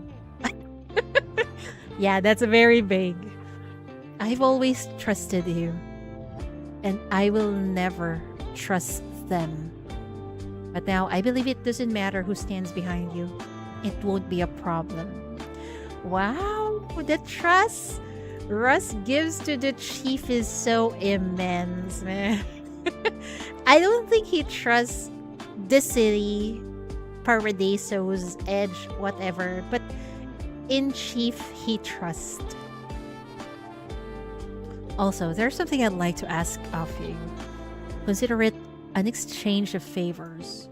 He pauses for a long moment, as though gathering his thoughts with exacting care.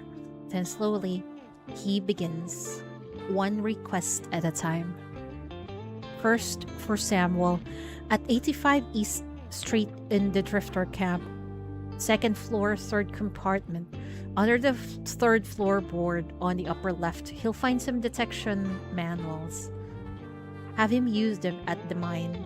If anything unusual comes up, run a patrol sweep immediately. That's the only way to root out the truly dangerous ones in time. With it, there's also a sealed letter. It's a will that Russ wrote to Thorn ahead of time. But the death came too suddenly. I never had the chance to deliver it. I have to ask you to do it for me. Oh, he's trying to, what's this? Tie up loose ends with his life as Rust, huh? Tell Thorn not to blame himself so much. Rust fell fighting the underground. He never had any regrets. And for his partner, he had nothing but gratitude. Rather than revenge, Rust would prefer Thorn to visit the cemetery when there's time. Bring a few bottles of good wine and some roasted meat buns from the old shop. Also, everything you noted he owed during your visit earlier, please help settle it all. Right? Oh my god! Dude, he really passed the debt on us, okay? His theme is the most romantic, I agree. My apologies for the cost. Russ's survivor benefits should still be valid. See if you can claim them to cover the debts. Wait, he says he has money. He has survivor benefits or whatever, but I'm not sure if it can be given to us. Why are you asking me to do all this? Why? I suppose even I didn't expect that Rust, 2 years gone, would be lucky enough to make such a stubborn friend.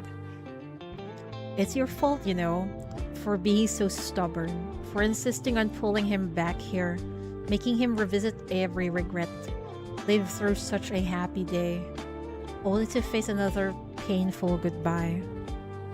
It's too much for him to carry. So please, take responsibility and see it through for him. He would be truly grateful. If you put it that way, okay then, okay. Okay, even the debt's okay. That wasn't your question. Yet his answer is so disarmingly sincere that it catches you off guard and you let him continue without interruption. Thank you. The black rings are a terminal illness of our time. But you've shown me that a cure might be possible. Smooth stalker, yes. Thank you. The shackles connect us, Rust. You know, I got a feeling Chief might be the savior of this world. Cheater, you don't fall for his ring. I actually fell for it. God damn it. It must be his face, okay? The shackles connect us, Rust. Keep this in mind. No matter where you go, how many times you die, what your body uses, or what your mission is, you are my friend. Ah! Chief, you are so amazing. Thank you for saying that to him. Yeah, that is really romantic of Chief, huh? See, no matter where he goes, no matter how many times he dies, and no matter what body he uses, he's still our friend. Unfortunately, he got friend zoned, but still, it's okay. Too late, you're buying his skin, as am I. I am very tempted. Let me see if my wallet would allow it. Okay. That hit me, right?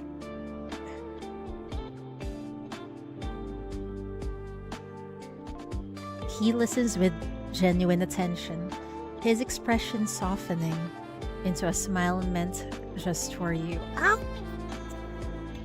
He smiled towards us. God damn it. Then, let's save the rest for next time. Don't worry with the shackles. You can always find me. I wish you all the best, Chief. Don't go! No! In the following days, you successfully root out several underground scouts lurking in the BR-005 ruins. Other operatives closing in on the archives to steal BR-003 intelligence are neutralized as well. Bolstered by the timely intel from an anonymous source, every operation proceeds smoothly. Thank you, Rust. Back at the Bureau, as you're weighing your next move regarding the interrogation, you receive an unexpected update. An intelligence access request filed a few days ago has been approved. The file from the 9th Agency, marked Top Secret, arrives. Oh boy, what is this?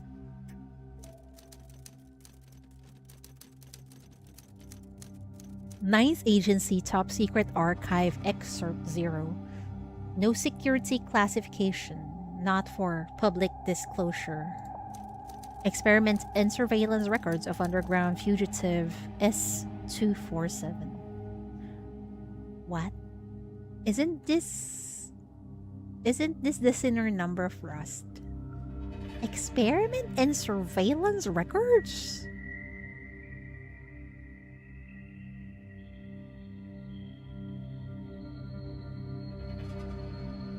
He bids farewell to the warm sun, the bustling streets, to those who pursued him, and those who showed him kindness, returning at last to a place even more familiar.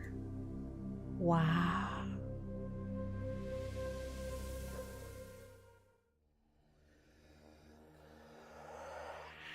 What is happening here? Why are we in the point of view of the underground? To sabotage our plans with such precision, I knew it had to be you. Maybe this is after what happened in chapter 13. You returned unusually fast this time. Was it the 5th black ring that reshaped you? Ah, no, wait. What is happening here? What is this? And arrogant as ever, you still dare to come here, and alone no less. He opens his eyes and is greeted once more by the people he knows all too well. But of course, you are the very reason I cling to this wretched existence. What the fuck? You have to... They really have to cut it. Okay. You set a clever trap and catch up with Russ, taking him to places reminiscent of past memories. Your old friend no longer insists on pushing you away. At last, you can speak openly with one another, sharing a wonderful day together until the moment of departure arrives without warning. And why is Rust in front of those underground peeps? Oh no. What is this? BR005 ruins anomalous suspicious mania activity has been observed once again at the BR005 ruins. Faint effects characteristic of black rings are detected. Oh no. With the emergence of BR003, the underground is sending more manpower to infiltrate the city. Yet some among them carry motives beyond the mission assigned by their organization. Oh no. Ninth Agency Top Secret Archive Excerpt 1. The origins of Subject S-247 are untraceable. Current hypothesis suggests he may be an anomalous entity spawned from Black Ring influence. Oh boy. The agency employed advanced interrogation techniques. So wait, the Ninth Agency actually know that he's a Black Ring entity. And still he was employed in the Ninth Agency. That's crazy. The agency employed advanced interrogation techniques, including psychological induction protocols from Banyan Medical College and deep trance hypnosis to extract information. The resulting data, however, proved too fragmented and contradictory to synthesize into a credible history. This is the underground theme song in the background. Ooh, it sounds so ominous. The shackles appear to resonate with certain memories. To be honest, I rarely look back before this. I can hardly recall things clearly anymore. Every time I wake up in a fresh body, I feel something has slipped away, while something else has seeped in. It makes a certain sense. The flesh is just a vessel for memory, a vessel I can never hold onto for long. But one thing never changes. Every single time I retrace this fragmented path, I always see the same things. It always starts with a black ring. It always ends as a joke.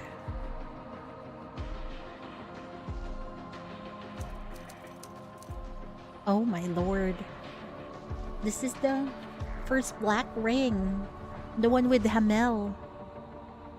Sounds like a hymn of a cult. Makes sense. Yeah, it makes sense. NF89, the City Carnival. BR001 Outbreak.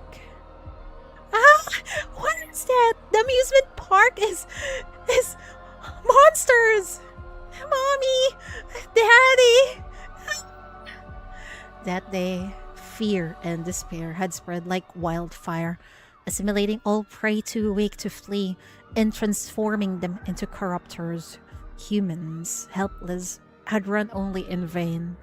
Yet against a tide of fleeing crowds, several figures in black raincoats were striding calmly forward, their faces upturned in worship of the twisted red glow that rose above. Amid the cacophony of wailing dirges, it slowly unfurls into the shape of a ring. A wild fragment to unleash such power without guidance, without any mania catalyst. The ring. As the prophecy foretold, the halo descends. This is divinity's true face, a miracle born from a mere fragment. Can we replicate such grace? How? The park is sealed now. When he turned to ask, his companion offered no reply. Instead, he found the other crouched low, prodding at a creature nestled among the debris and rubble. How's this little swine still breathing? Scraps the spawn overlooked. He crouched and seized the child's head, forcing it to turn. The child didn't cry or flinch. He was hollow, like a shell from which the soul had been emptied. The dry tracks of salt tears still visible on his cheeks. They see it as yeah, they do. And they call it a freaking halo. A sign of divinity. What? Was he 6 years old or only 5? The child lay curled in a hollow, completely motionless, clutching a blood-stained adult shoe to his chest. Brain not fully formed. Consciousness too faint to register, I suppose. Leave it be. He'll be dead in days. I'll take him back. Oh no. Ha! Oh, spare him, you senile fool. Has the overground stench rotted your mind? Why waste breath on that thing? Alive all his days and can bear the ring's gaze. This one is favored. Might be of use. Since when do swine and mutts earn the ring's favor? Fine, have it your way. You always have a soft spot for strays. They think of humans as strays and mutts. What the fuck are these people? Don't call me that. Favor? I want no part of this curse. Come here, brat. That's it. Come. No one's coming for you. Come with us to the underground sanctuary. There's a god down there who can keep you safe. God? Down there? Who can keep you safe? Is it our sister? It took everything. Yeah, they call people above ground as swines and mutts. What are they? Are they the original inhabitants of this earth? I don't know. It took everything.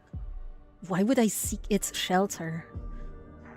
If you wish to live, come with me. Was it because I didn't want to die? That was my first encounter with a black ring. I didn't die there. I was taken by ones from the underground. For the next decade, they became my family. 9th Agency Top Secret Archive Excerpt 2. Subject S-247 was captured in NF-106 from the Observatory Ruins. Observatory Ruins? BR-003? Found within the wreckage of the Black Ring. He exhibits an exceptionally high tolerance to Black Ring contamination. All corruption-based experiments to date have failed to fully degrade or terminate the subject. He retains a semblance of sanity, the barest, most tenuous level of cognitive cohesion. And the way they talk, so bizarre. Sounds like Whispering Souls overlay. Yeah. Analysis of internal tissue samples confirms contamination from multiple distinct Black Ring signatures. Most recent is BR-003, earliest BR-001. Peak concentration BR-000, or a contaminant nearly identical to BR-000. Trace amount BR-002. Home to him had always meant darkness, confinement, oppression, and gloom. He had been hidden away in a small drainage trench, kept out of sight of the believers who flowed to and from. It was censored, the place. Why? They too were hiding in the sunless sewer city, sheltering from the sinful lights of the world above. Oh my god, they are really underground people. They live in sewers? Down there, a person's world was only as wide as their vision. They got a holy city. Yeah, the sewers underneath everything else. Underground. Yeah, no wonder they're called undergrounders. Down there, a person's world was only as wide as their vision, but that hadn't mattered much. For the brat, it was enough simply to have a home. Wherever his family was, that had been his home. Despite all the abuse, he still called that place home, man.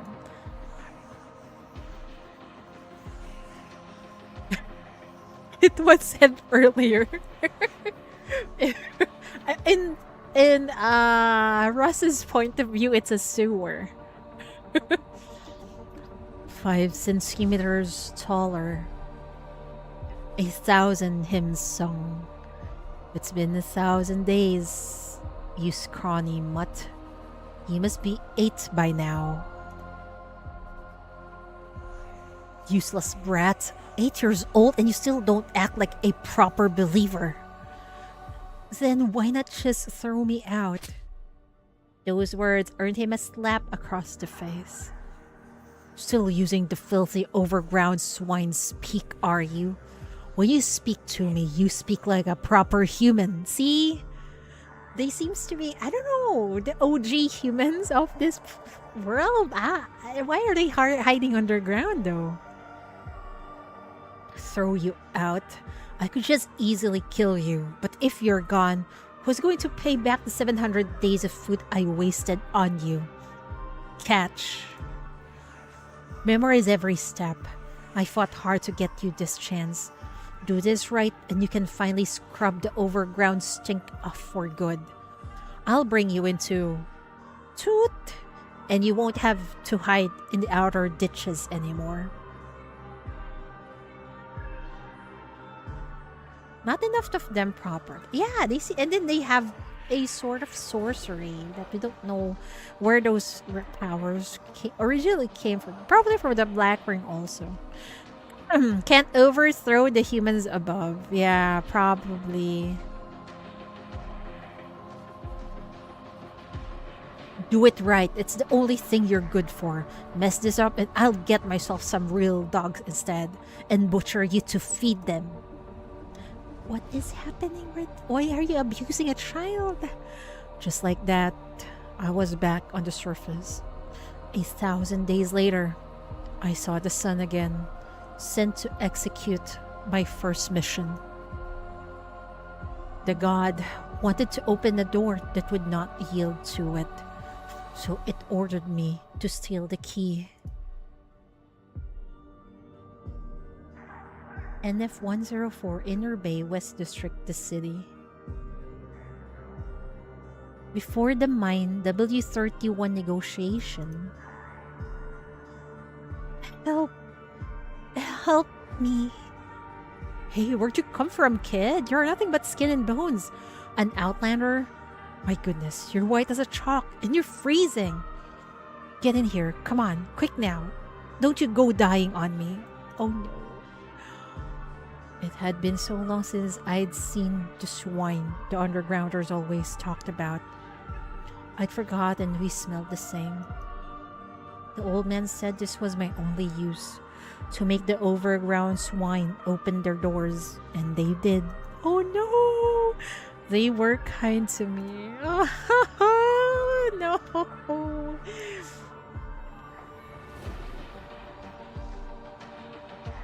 Donnie wrapped up the first round. Final meetings next week. Things are looking good for us.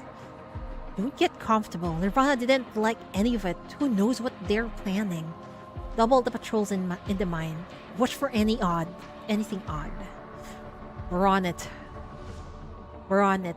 We got eyes everywhere. Even the kids are on lookout. Nobody's slacking. Even this little one new here knows the job.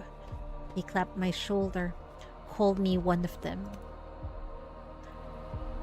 Rustfire's carrying the whole West District's hope. We don't lose to anybody, right, kid? The overground people were happy, hopeful for a bright future ahead. They wanted me to celebrate with them. They were kind. They didn't know my real mission. No, I don't want to know anymore.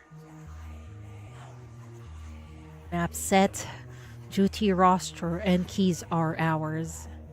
Good work, Runt. You had an eye for talent. You're a real piece of work. Your reward's waiting back home. We humans should help each other, especially a child. We can't leave them to die. Humanity, great.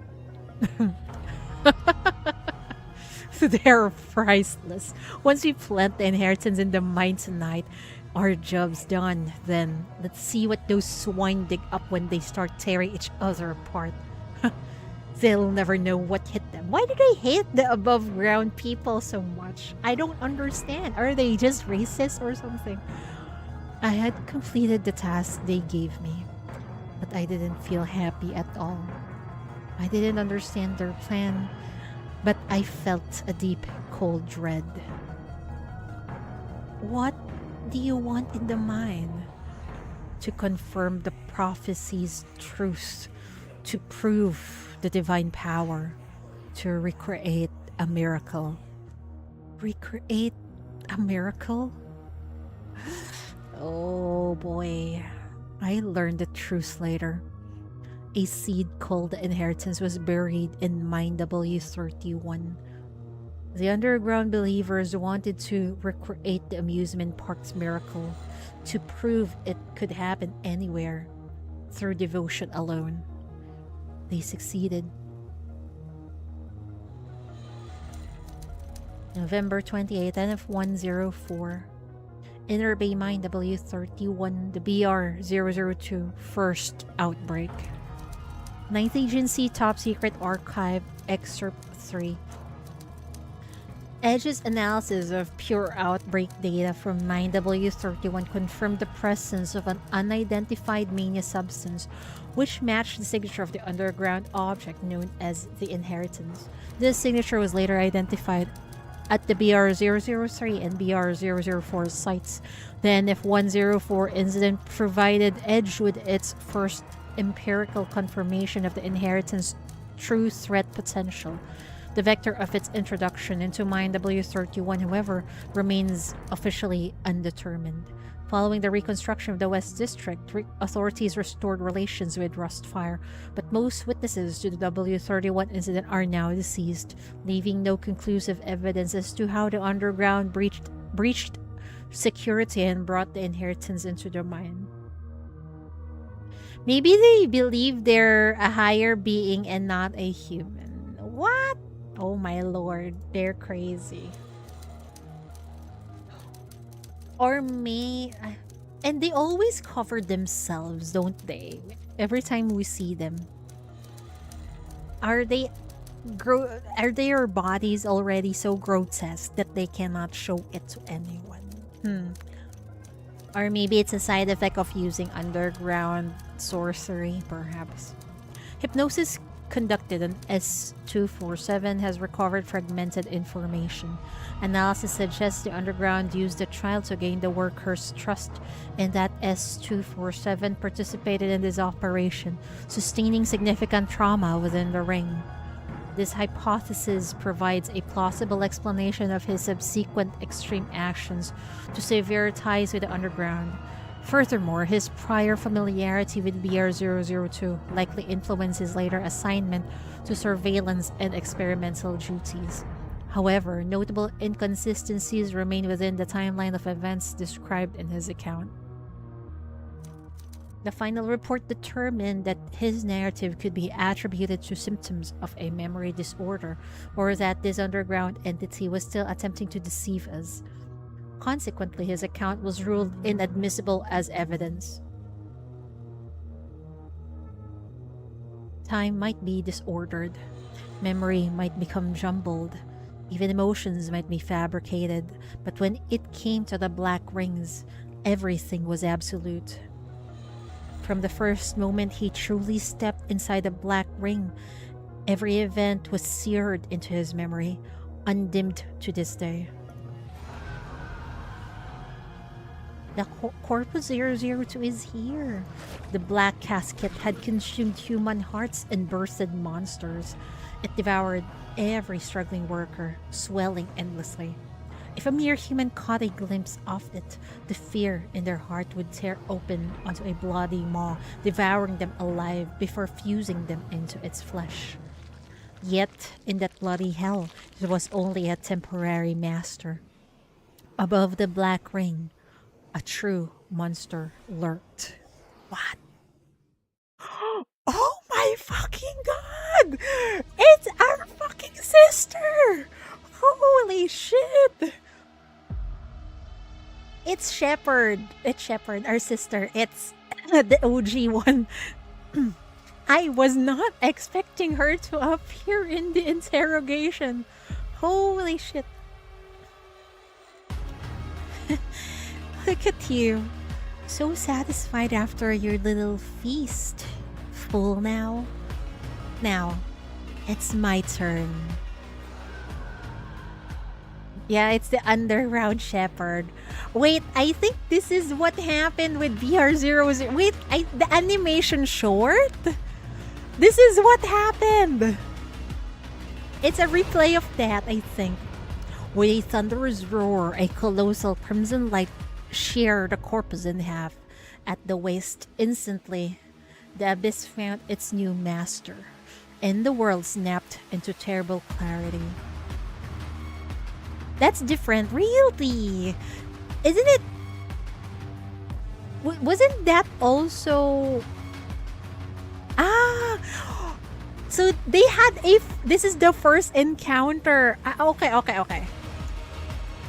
The first encounter, it was cut in half. That's why we saw it in, was it chapter 13 or something? That its body is already half and it's scared. That's why it hit itself. It got scared because of our freaking sister. It actually makes sense now. With a thunderous roar, a colossal crimson light sheared the corpus in half at the waist. Instantly, the abyss found its new master, and the world snapped into terrible clarity. There was the sky's light, the crimson illusory moon, and silhouetted against it, a minute figure. Why is the illusory moon there?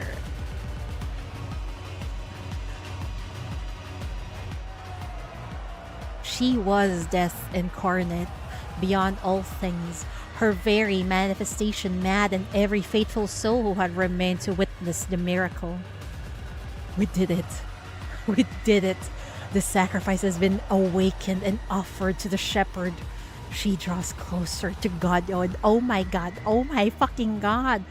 Basically, the black race are supposed to be offering to the shepherd, huh? They're trying to make a god? Oh my lord! Yeah. The animation is when she killed. Yeah. I remember now. Yeah. That's it.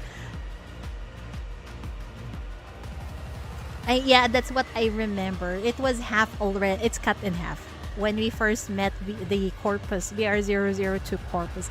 Then when it saw the chief, it's really scared, right? It tried to kill the chief over and over. And a deep hatred for the underground shepherd, but also scared. Yes, and that's why it hid itself. It actually makes sense now. These people are insane. Yeah, they're making a freaking god. For what reason? I don't know. Wait, my phone is... The battery of my phone is almost dead. Wait. Let me just plug it in.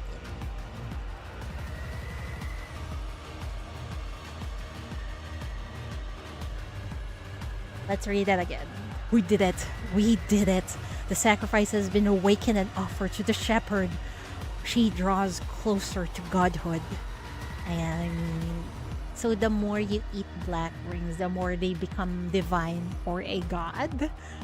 Please, transcend all that exists. I have no regrets in this life. Oh no, it says, die! The sacrifice, now reduced to half a body, was driven by an astonishing will to survive. It must live. It must escape the terrifying monster looming above. It would devour anything it could on its desperate flight. It must survive. Its gaze fell upon the ant-like flowers at its feet. There's those flowers again. Is it my turn now to become a part of her?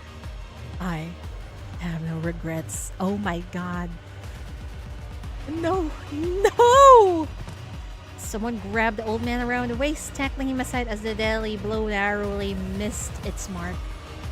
Oh no, he's gonna piss at that. He's gonna sacrifice himself for his god. Rat you!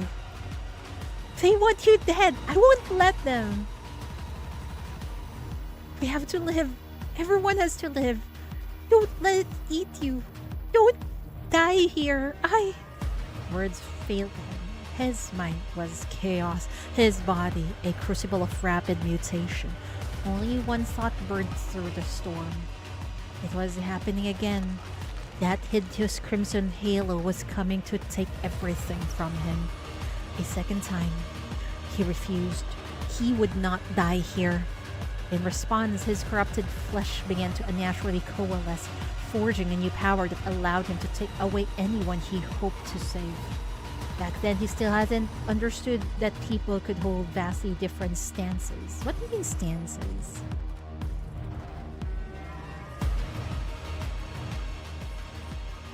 You.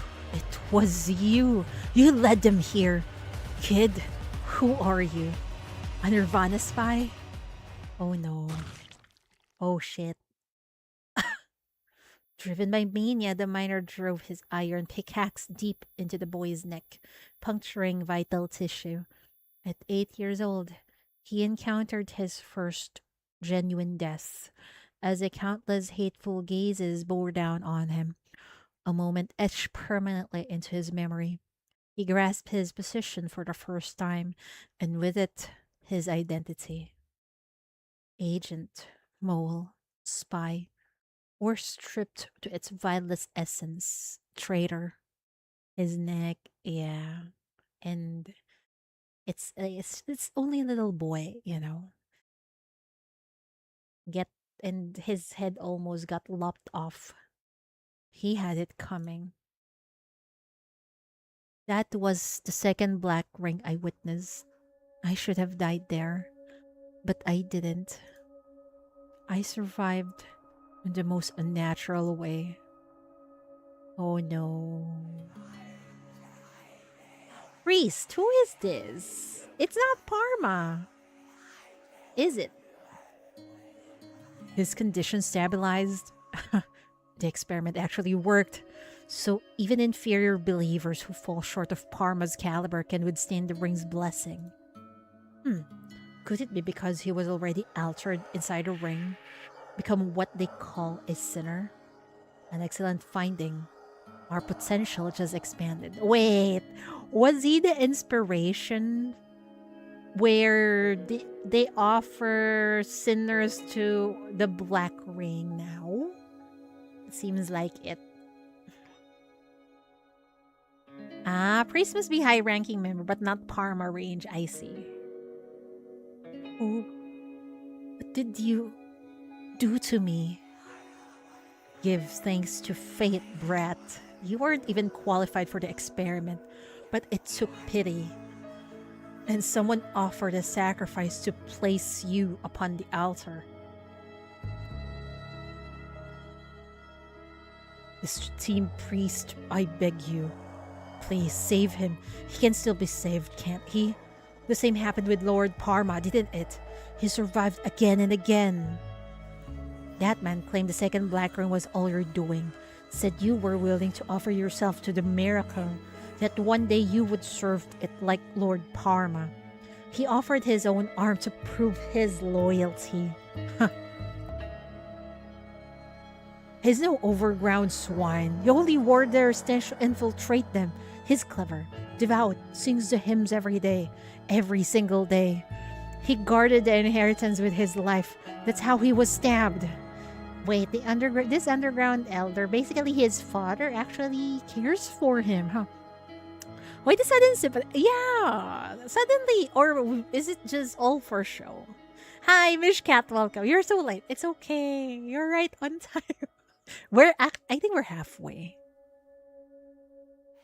He's still young. He'll be of greater use in the future, I swear. Save him. I'll offer my arm, my whole body if you ask. Please. From now on, you are a reserve of the execution squad. Go. Prove your ability and your devotion. Don't let us discover your grandfather dared to lie to a priest. Oh my lordy. He's basically blackmailing a kid. Raz definitely reminds me of someone because there ain't no way. Who?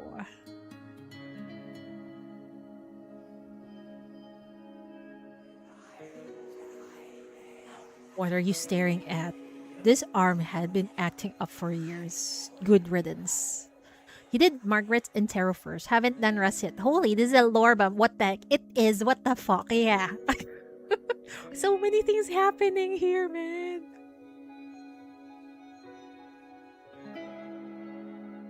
I don't know this elder. We don't know this elder either. I will do Margaret's interrogation after we do chapter 20. Don't keep coming back here. You've been blessed with a miracle.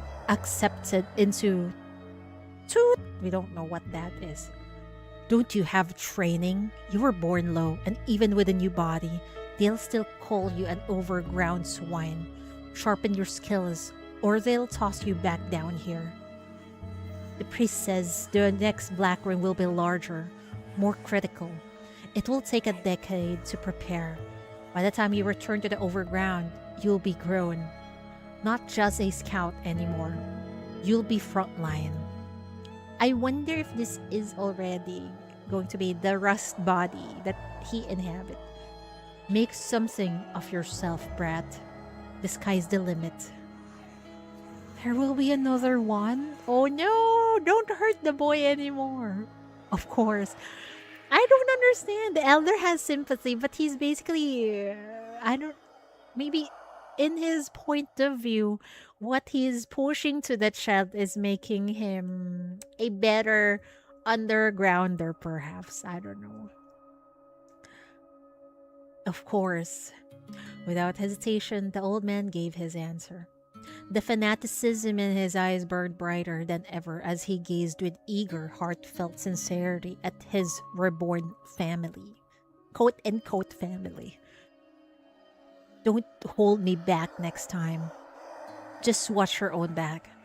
To die within a ring would be my highest honor. It spared me because it values my devotion, giving me another chance to offer myself. What in the fuck? He's just a crazy grandpa, I think. But has some sort of a heart because he somehow cares for Rust, or maybe he just wants to use Rust or something. Not them dropping the next black ring infos in the interview. I know, right? Don't waste your worry on me. Focus on your training and studies. I'll manage just fine with one arm. When the next black ring descends, I'll be right there with you. Okay, I'll wait. He waited, studying the most deranged sorcery and following the most fanatical sophos. What is a sophos? One by one, those around him were granted revelation, achieved epiphany, or found their release. Yet, the awakening, the fateful promise never arrived for him. What is happening? I am scared of this cult, man. He understood nothing of their fanaticism, their hatred, or their sacrifice. And in the sunless depths, he simply waited, while the twisted time slowly crawled into its 10th year. The time has come. Steel yourself. This will be a brutal struggle. Even the overground swine must have learned something from the last miracle.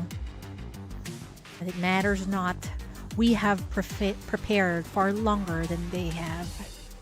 Time is on our side, and besides, the swine always find a way to tear themselves apart. Move out. 10 years.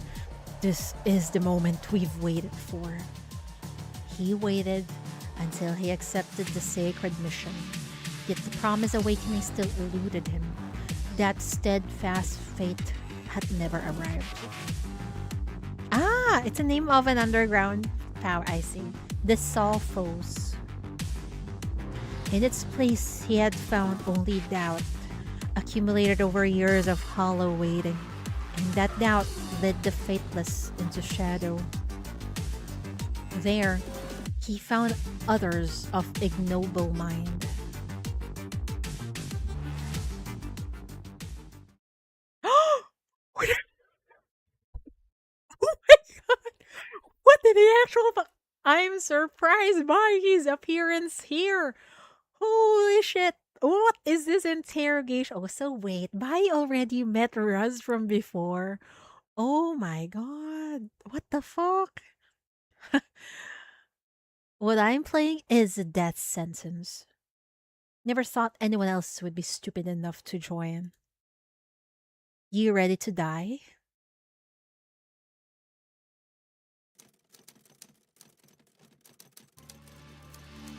I just know you owe us an explanation for that Bayi skin, okay? And even Moore's underground skin, okay? In dire need of explanation. Please. Nice Agency Top Secret Archive Excerpt 4. The NF-106 during a post-battle sweep of the Navigator Observatory ruins. Operatives from the 9th Agency located the sole surviving underground entity within the contaminated sector, designated as 247. He was retrieved for experimental analysis to pinpoint vulnerabilities in pharma-like entities. The project resulted in substantial breakthroughs.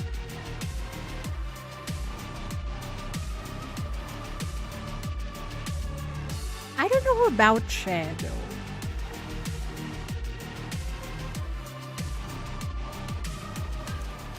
Edge analysis indicates the mania corrupting S247 contains multiple distinct consciousnesses. Oh my god, it's plural. What? Mania corrupting S247 contains multiple distinct consciousnesses. The underground likely used a method to bind those consciousnesses together with his body, with the black rings enhancing the effect. This may explain the notorious resilience of certain underground elites. Until all entangled consciousness are depleted, they can regenerate via the black rings. Further experiments reveal the key difference from the chaotic polymer forms like Parma. S247's consciousness aggregate is dominated by a single primary will, which suppresses all other chaotic elements. He appears to have undergone profound transformation within BR003, achieving a unique equilibrium with his inner physiology. Undoubtedly, he is a twisted creation of the underground. During the 83rd round of experiments, the Research Institute accidentally pushed Subject S247's fragile body to the brink of collapse. Following assessment, they recommended immediate disposal to eliminate future risk. It was heavily implied. Really? I didn't know about that.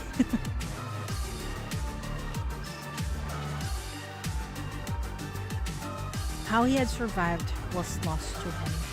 During that chaos, he had withstood intense contamination from the Black Ring, weathered frantic assaults from the Overgrounders, and endured the sheer fury of the Underground's main sorcery. Still, he had lived. Man, he had a rough life. He hates the Underground people, and they probably hate him too now. And he cannot trust the Overground people because they think of him as an abomination. Oh no. And think of him as an undergrounder, man. But at least he has Chief on his side, right? Could even this be a blessing for the Black Rings? The notion that he, as one of its blessed, would actually be protected and cling to life. What a laughable thought. No matter, we succeeded. At least the black ring was taken away, never falling into that woman's hands. The prophecy was wrong. Their efforts were for nothing. Struck between two worlds, yeah.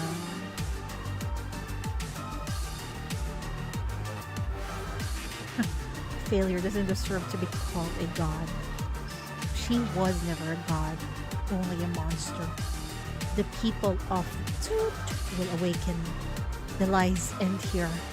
The sacrifices end here. Seems to be the people of the underground are being what's this? Lied to. They are being lied to by the higher ups of whatever they are. And it seems like Russ is so tired of, I think they're probably like civilians among them, right? So maybe he's tired of the sacrifices on the civilians of the underground. Next time he will do it again, as many times as it takes. He will stand in their way. This is his true purpose. However, Langley Blackett of the Ninth Agency offered him a chance, an experiment. She would transfer the underground creation into a new, more reliable body, testing whether the vessel could influence his humanity. Concurrently, the process would serve as a stress test for her own sinner power. What? Stress test for Langley's sinner power? What?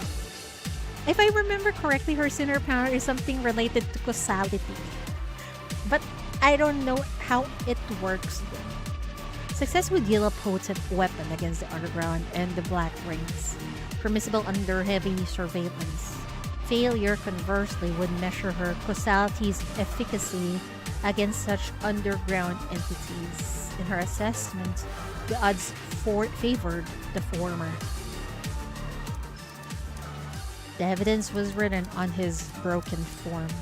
Found in a wretched state, S-247 bore the marks of dozens of lethal underground sorceries, his life nearly extinguished by them. And the final proof lay strewn across him, the bodies of his former kin. Regardless of his past, this defector had drawn his line in blood. Oh, I see. He chose the side of the overgrounders. And he seems to want to free the civilian undergrounders, I think. The slaughter was finally over. He could no longer remember how many times he had died, nor how many he had slain. It no longer mattered. He won. Now, time to celebrate. I should never have saved you. Not once. Never. I should have let you die right there. I should have killed you myself. How could you do this? You are what? Maybe it's better this way. No more hesitation. No regret. Just forward with no way back. Everything, after all these years, comes down to this one answer. The only true fate for a man who believes in nothing.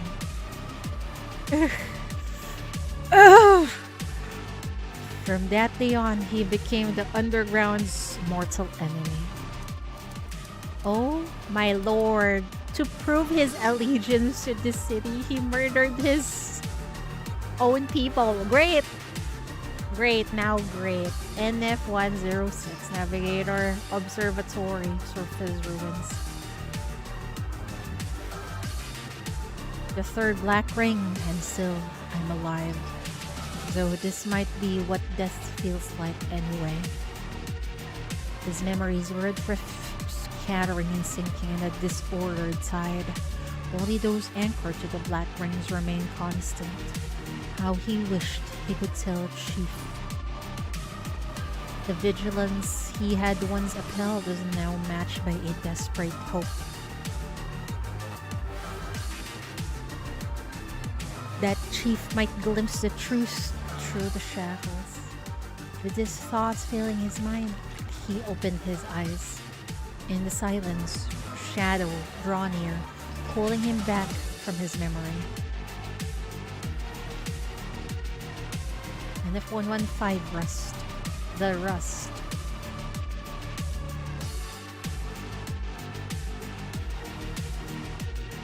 If Rust has been their holy city, why hasn't he told anyone above where it is? Is there a restriction? Please. I think the ninth agency knows, but the documents sent to the chief, the one we're reading right now, is censored. I assume they know of it, but they don't have a way to probably go in there. Maybe it's because of some requirements, you know, like underground sorcery or something. If Russ doesn't know it, maybe there is really a... Maybe there was... It's possible that there's a restriction placed on him. But I get a feeling... Ninth Agency knows.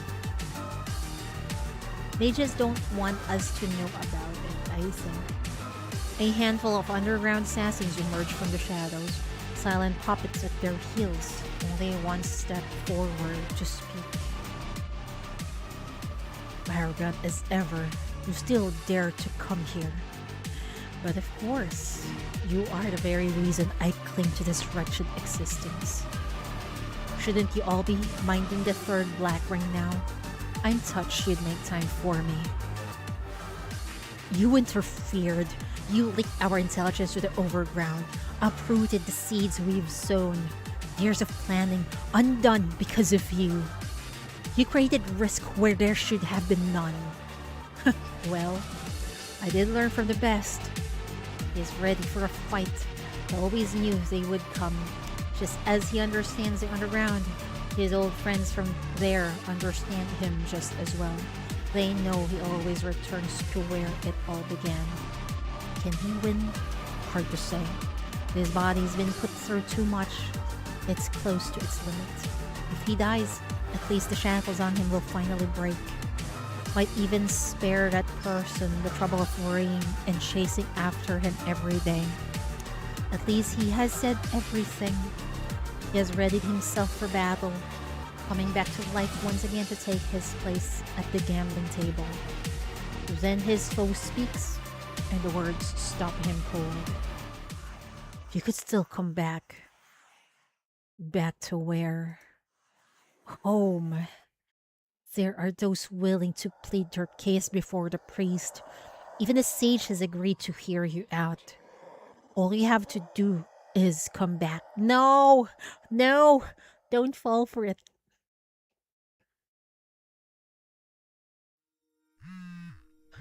A calculated interference drowns out the shackles connection. Your search leads you from one empty location to the next, only to find pieces of flesh he left behind. By the time the emergency transmission from the monitoring station reaches you, far too much time has already passed. Not BR005. He's near the rust? Same fluctuation pattern as last time? I see. I'm on my way to the BR001 ruins now. Time itself appears to freeze within the ruins. The churning roar of the contamination nearly drowns out the memory of that whispered offered. Why would you want me back? I'm not exactly a free man now. Besides, I thought your creed had no room for forgiveness, for traitors least of all. Did you tell them where the holy city lies? Did you sell the shepherd's secrets? Okay, we're gonna know where this holy city is. Huh? Oh! Ninth agency doesn't know. Exactly. Those wretches have not found the gate to toot. Not a single believer has fallen by your hand. That proves your conscience is not entirely lost. Yeah, they don't know. Russ still have not revealed it. The third black ring was the work of that Bai woman. You were deceived, captured by that spider, tortured, brainwashed. Oh my fucking god, Bai was the one, the reason for BR003. Oh my god, I did not know that. I wonder if that's in Bai's interrogation, man. You were deceived, captured by that spider, tortured, brainwashed. They caged you in a body not your own, tried to twist your fate with the swine's memories, and force you to dance on their strings. Even then, you did not sell out your kin. That's why some of us cannot bring ourselves to forsake you. Many remember what you sacrificed for us. Many refuse to let that memory die. Cutting you loose proved more difficult than we thought. Silver Spike? No, he's talking about Langley. Don't say that. We already killed you once, shattered that filthy puppet shell, broke the spider's chains. The role is over. Will you not finally wake up? Cast off the memories that fog your mind, or claim your fate. The underground shows no mercy to traitors, but you're different. You were merely led astray, blinded by base instinct, by sentiment. It is understandable. We can look past that. Langley's Silver Spider. I'm like, it's Spider. Isn't it Langley? Also, we don't still have Langley's interrogation. It's been years. It's been 4 freaking years. No Langley interrogation yet. I think that's also very lore heavy. Every misstep you took was born from love for them. You never cared. The third black ring is no longer hidden. Our shepherd's power grows, and the sages are prepared. When the moment comes, she will rise from the underground and scour the world clean of all opposition. Come back. It is not too late to atone. Serve, redeem yourself, and walk the path of greatness once more. The holy city will receive you. Return to Toot, or at least to the old man's side. Isn't the old man dead? He remembers little now, but he still asks for you. Oh my god, his adoptive father is still alive. It's a trap. He knows this all too well. They repeat the same lines every time, each one a blade aimed at the same exposed nerve. And yet, how he loathes it. His pulse thunders in his ears. His voice speaks before his mind can intervene, repeating the same futile, damning question yet again. If I went back, what awaits me? Are you all still down in that hole, lining up to offer yourselves to the Black Rings? To her? The figure before him offers no answer, only lifting their chin in haughty pride. Of course, about this, at least, they never lie. Damn it all. It sure sounds like home. Ugh, stubborn fools are the worst. Ugh. This is a strike years in the making. His hesitation ends. His resolve snaps forward with a speed his foe could never predict. Though they share the same resilient curse, Russ holds the darker pedigree. He has died more than times and even reforged more cruelly in the Black Ring's endless agony. In that fleeting advantage, the traitor's attack finds its mark in the old friend's chest. I think the thing that Russ hates the most, and I think he's trying to liberate these people, is they seemingly try to sacrifice everything for that shepherd. for the one that they tried to make as a god. I don't understand the reason why. What did she promise? Did she promise heaven? Or what? Or salvation? I don't know. Fool. This chance we fought to give you. And you. I've worn too many skins to remember who you are. My apologies. The Black Ring's blessing is the only reason I'm still breathing. So you see, that leaves me with just one simple purpose in life. The thought of that face tightens Russ's grip. He unleashes a deeper, hungrier power. Why merely kill and let his foe collect a prize for the Black Rings again? True mercy is cleaner and to consume him utterly, flesh, spirit, all of it, leaving nothing to return. You are so eager to throw your lives away.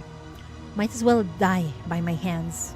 Consider it your final contribution to the Black Rings. A noble sacrifice, wouldn't you agree? Now, don't look at me like that. You know what I am. I'm used to it by now. Ignites the mania within. The zealot's form liquefies under its heat, and the molten residue is absorbed into Russ's being. She will come soon, bearing the shackles of rebirth to guide us toward transcendence. Oh my god. Rebirth, transcendence. They want to overcome their frail mortality. Oh my god, these people are crazy. But they're gonna kill a lot of people at this rate.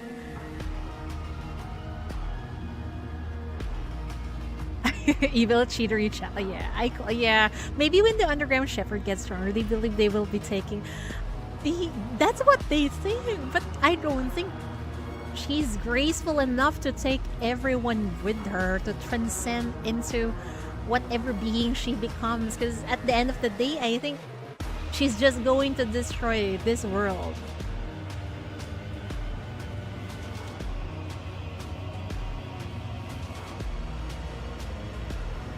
But you,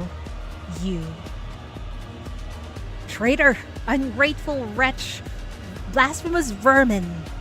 Your venomous curses wash over him like a balm. Yes, this is for the best. Give him no room to question, no reason to falter. He has chosen to be a traitor, and their hatred is the finest prize he can collect. No matter how many bodies he wears or whose memories tangle with his own, that will never change. At last, Rust dissolves a man's consciousness and flesh, imprisoning and plundering everything he once was. The killing is complete, sealed with an embrace. Oh my lord. So that means every time he kills underground or his people, he basically just absorbs them inside of him as a consciousness. That's why there's a lot of consciousness within him. How do you do it, dude? How have you not lost yourself yet? Rest here. Don't go to that place. Don't become fodder for monsters. You have made it far enough. He lays down the only remaining raincoat and buries it in a shallow grave. The night falls quiet once more. He has bestowed death upon an unfortunate old friend and lived on him again. And now, tragically, I had to kill his friend because he cannot bear to see them get fed to monsters. It is time to bear the madness the dead have left behind. Man. Bastard, traitor, you're the one who should be dead. Die with us. May the mania consume you. May the Black Rings claim you. And I curse you forever. Wait, isn't this similar to what Hela has? You know, the one inside of her? The souls that cling to her. It feels like the souls of this underground people he absorbed is now clinging to rust. In life and death, may you never know peace. It is always like this. New flesh and blood, once absorbed, shatter the delicate equilibrium inside him. His consciousness tears apart, only to be crudely kneaded back together. A bloody, aberrant mess that plunges him into brief, howling chaos. Dying and returning to the Black Rings now would be such a waste. This vessel hasn't given out yet. Stubborn thing. Might as well push it a little further. It's not my first time being hunted. No room for sentiment. He staggers upright, willing his leaden legs to carry him on. As long as I'm breathing, I have a role to play. The choice was made long ago. No turning back now. Keep moving. See it through. There's only this one path I can take anyway. Someone else is coming, and they look familiar. Oh my god! Chief is here, Chief! You're so late! Hurry up! Someone else is coming, and they look familiar. An old friend, perhaps. Oh, it's Thorn! That undergrounder again! Chief, be careful! Hold on. Don't shoot. He's not an enemy. A second blurred shape pushes down the raised gun. In a frantic rush, they close the distance and grasp his hand. So rotten that it's seeping with contamination. Oh no. Rust, are you alright? Just hang on. I can help you. The shackles might stabilize your condition. Let me try, okay? Don't fucking die on us, please. A red light drives into him. An unexpected warmth laced with calm power and an unshakable will. If anything in this world can tear apart a body cursed by the Black Rings, this is surely it. But wait. Wake up. He should know this. He must remember who the master of this power is. The shackles. You're the shepherd. No! That's the chief! No! Oh shit! No! No! No! Chief is not her sister! When you look at the time, yeah, the blurred shape in front of him sharpens the clarity. There, this is the end he has chased across a lifetime. The single purpose for which he has refused to die. Yeah, wrong shepherd, man.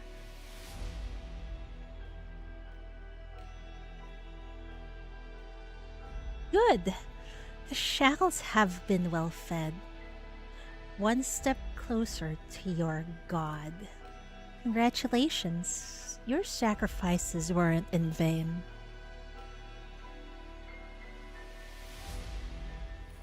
Russ smiles, dazed, and slowly closes his eyes around the one extended toward him.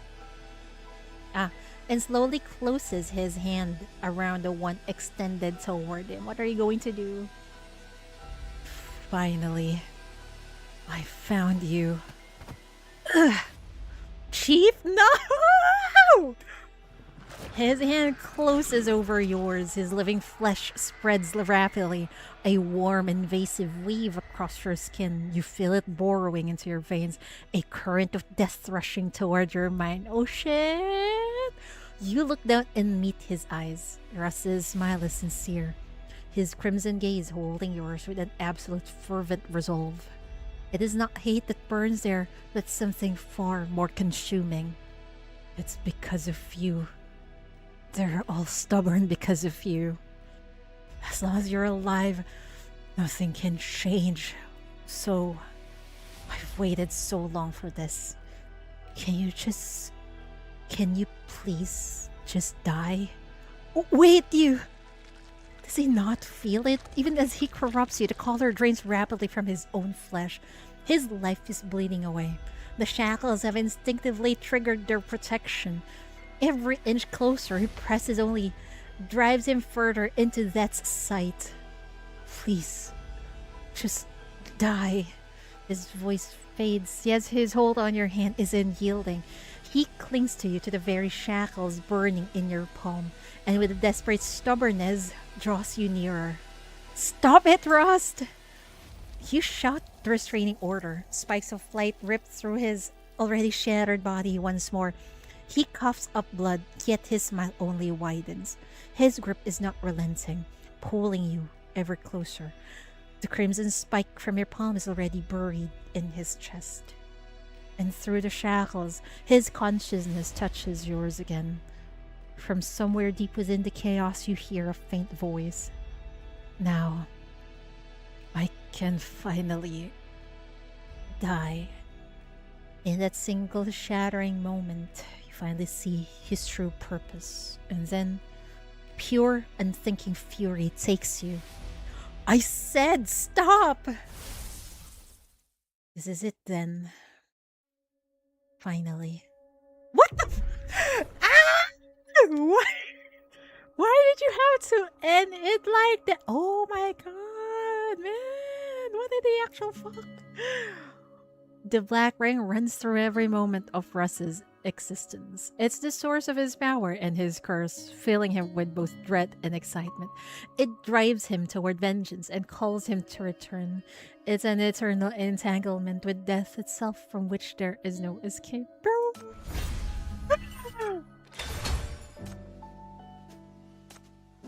This is making me so hyped to learn more about the underground. Me too! Like, bro! Especially, I want to meet the chief's sister. Blood red crystal bookmark. A bookmark made from a hypercube-like crystalline material. What? Hypercube-like crystalline material with trace of blood-like liquid encased within. I wonder if that is Russ's blood. The one on his neck. One more, stay strong. I thought this isn't that long. I was so wrong. Anyway, you do everything you can to pull your companion back from the shadows of the Black Ring and death. But the darkness clouding Russ's heart is not so easily dispelled. Oh no, we're gonna save you! Hang in there, Rust! Oh, he's alive. Sunlight streams through the windows, illuminating a spotless room. A stark contrast to the filth that haunts his nightmares. For a moment, he believes he's still dreaming, or that death has claimed him once more. Then he turns. Chief is right there, sitting beside the bed.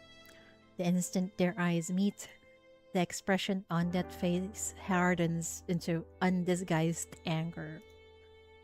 Only then does the memory rush back. So she brought him back.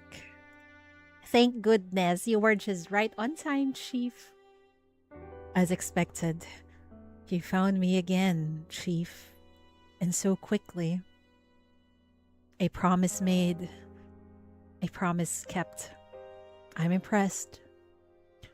Quickly? You've been out for a week. I was starting to wonder if you'd wake up at all. Are you angry? Now I remember. My apologies. I seem to have mistaken you for someone else and acted rather uncouthly. I hope I didn't hurt you. You? I like this one. Because I think Chief is really angry with him, you know, trying to end his life. Trying to kill off the other shepherd. You hurt me? You glare at him. An agent who can't be left alone for 5 minutes without getting himself killed? I'd be surprised if you could so much as scratch me. Chief, you're funny. Don't worry. Thanks to mania, this body heals rather quickly. I'll be back on my feet in no time. Please, don't mind it. To hell with that. You do mind it. A lot. Heals quickly. So that gives you license to throw your life away? The way you fight out there isn't how a disciplined agent operates. Do you have a death wish? He does, actually. I like that puppy wet look on his eyes. But death doesn't mean much to me. Sooner or later, the black rings will bring me back. Besides, I did tell you. The disciplined agent you remember died 2 years ago. The Rust you see now, different body, different person. Perhaps a little more unhinged. Sorry to disappoint. Maybe next time I come back, I could choose a form you'd prefer. No! We like this form of yours now. What do you mean? Whatever you like, I could return as a woman if that suits you better. Wait! Hold that thought. Yeah, I think it... Is it okay, guys, if Russ returns as a woman? You know, I don't mind. I don't mind either way. If you're a man or a woman, I don't mind Rust.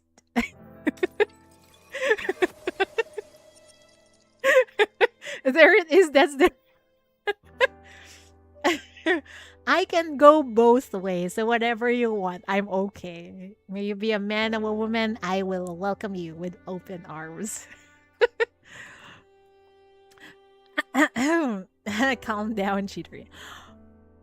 Does death really mean nothing to you? Well, it's happened more than once, and I've tried a few ways. I'm quite used to it by now. Maybe next time, you can let me fully experience what it's like to be erased by the shackles.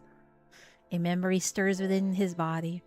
It's a phantom echo of the shackles that had pierced him not long ago. He had felt it all with perfect, excruciating clarity. Through his chest, between his ribs, the impossible nearness to his beating heart. A most peculiar, intimate violation. It kind of reminds me of that very sussy sword pulling scene on your chest in Utena or something. But this time it's actually the chief's shackle. Yeah, it's a very intimate violation of Rust. I see. Okay. While those shackles leave other sinners unharmed, they ravage a body like his, and yet the pain had left behind a craving for more. Rust? What do you mean by that? He's craving for more pain. Okay. I didn't know Rust is the bottom. What the fuck? What a revelation. Quite a remarkable power, really. If you wanted, you could tear me apart without much effort. In theory, you could even keep my consciousness from returning to the black rings. After all, the shackles have quite the appetite, even greater than the rings. Is Rust a freak? He kinda be freaky. Yeah. That might even count as a release. Not the worst way to go, honestly. His words hang in the air, met only by a heavy, rigid silence. You let the quiet stretch for a long, deliberate moment before finally speaking. I've said it before. Don't talk like that. Chief is furious. Rust doesn't need to guess. The air itself is thick with it. Since his body hasn't died, the memories from not long ago are still perfectly clear. Who is it? Alright, wait, yeah. Even me, us, yeah. Totally understandable. Also towards the chief, yeah, totally understandable.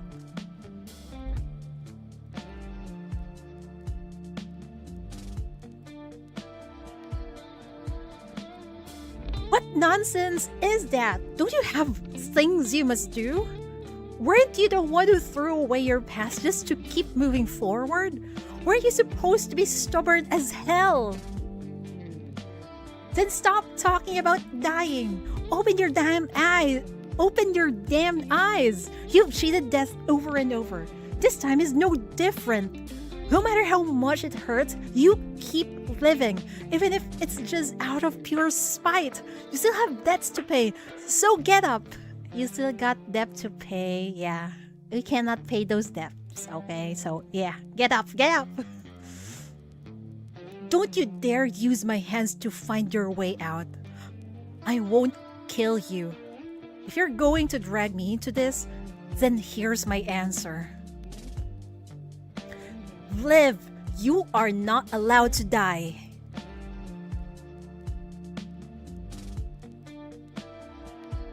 Silhouetted against the dying sun, your face is lost in shadow. The shackles within him sing with your fury, a clear and violent signal. And in that moment, he finally understands the terrible weight of his words. Sorry. That was a poor joke. I won't say it again. Is it the bandages in the hospital bed? The undeniable image of frailty? His trademark composure, usually so effortless and infuriating, is completely stripped away. For the first time, he looks capable of genuine reflection. Or perhaps it's no act. His eyes are open but unfocused, seeing nothing in this room. This raw, unguarded emptiness feels less like an act and more like the truth of him. I've been unfair to you. I always believed I was resolute in my purpose, but now I see. Secretly seeking death only proves there's a part of me I never acknowledged. A rather pathetic part. But you have my word. Even if I don't exactly cherish my life, I'm not so eager to accept death either. After all, dying just means my consciousness returns to those nauseating black rings. One moment of carelessness and I'd be dissolved, absorbed, devoured. The thought alone is unbearable. I'd fight with everything I have to escape alive. I'd crawl out if I had to. That's the spirit. Perhaps that's the only thing that's kept me going this long. He doesn't look at you. His focus retreats to the bandages swathing his hands. The natural ashen gray of his skin persists, and the wounds visible beneath the gauze are stark and bloodless. I lost any real sense of being alive a long time ago. I've lasted this long only because of the Black Ring's curse. So, I have only one purpose left. The rest is mentally strong. I don't think I would do that. If I would be in his place, I would probably find a way to end myself. Because what is that miserable existence, man? Or maybe I would have turned into a corruptor instead. To repel the Black Rings and to stop the fanatics spreading them, whatever it takes. For that end, I'm willing to be your ally. I will support you, and I will protect you, because you matter. Ah! Man, Russ says we matter. You matter to us too, Russ. Okay. But I can't promise you, nor can I pretend that I'll cherish my life. The path I've chosen is dangerous. I could die at any moment, become trapped in a black ring, and have to claw my way back for who knows how long. And by the time I'm back, a person's entire lifetime may have already passed. Another long silence settles. At last, his gaze shifts, finding you once more. Chief, use your shackles on me. Your power seems able to glimpse memories even I can't see clearly. So do it now. See as much as you can while you have the chance. In my case, the concept of life is quite unpredictable. If I can leave you with something of value, that alone would be worth celebrating. Don't talk like that. Don't act like your life means nothing. You're not alive just for some great cause, and your life is not just about you alone. Sorry to disappoint, but some people are just that stubborn. After all, it's the only thing they can hold on to. He stops you with a smile, offering his hand. The meaning is plain. Use the shackles on him. It is indeed the most efficient way. No surveillance needed. No lies to untangle. No suspicion to hold. Besides, it seems he can still find the dark memories, the ones he fled, the ones he buried. He offers them to you, trusting you to use them well. But there's no need. Why not? Isn't this exactly what you need most? What I need, I'll find on my own. Besides, I've had people test it. The shackles can't peer into someone's soul. They've never shown me what I want to see. That time I saw those memories, that was actually you. People like you. With ties to the Black Ring, it seems you can channel your thoughts through mania in reverse, feeding them into the shackles, into me. After realizing that, I can't help but wonder one thing. Why was it that the memories strong enough to reach me weren't about duty or mission or the path or the black rings? All the things you're always going on about, but the past you keep saying you've let go of. Seeing the look on his face, you can't help but laugh out loud. You didn't even realize it yourself, Mr. Agent. If you care that much about people you left behind, stop pretending you don't. He's such a tsundere.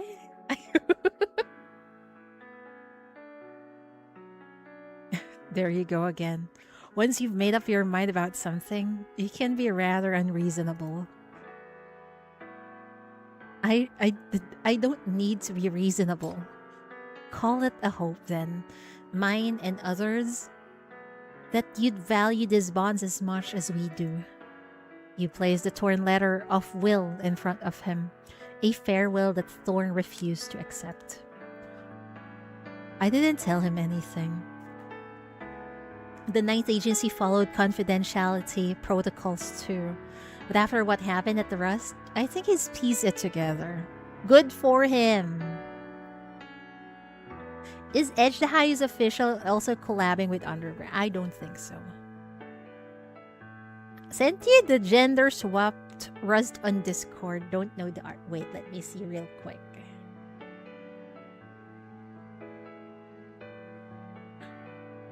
Oh my lord. She's hot. She's so pretty. Rust, become a woman. I like that gender bent Rust, man.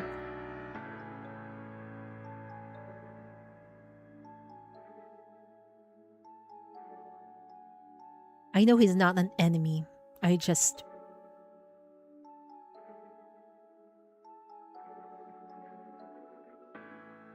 Thorn asked me to tell you, the living don't write farewells.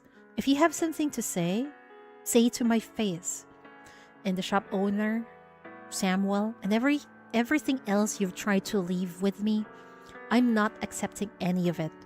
I'm not the one who owes them. The one they want to see.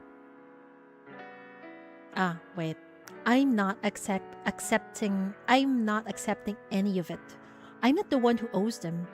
The one they want to see. You're still here, so go take care of it yourself.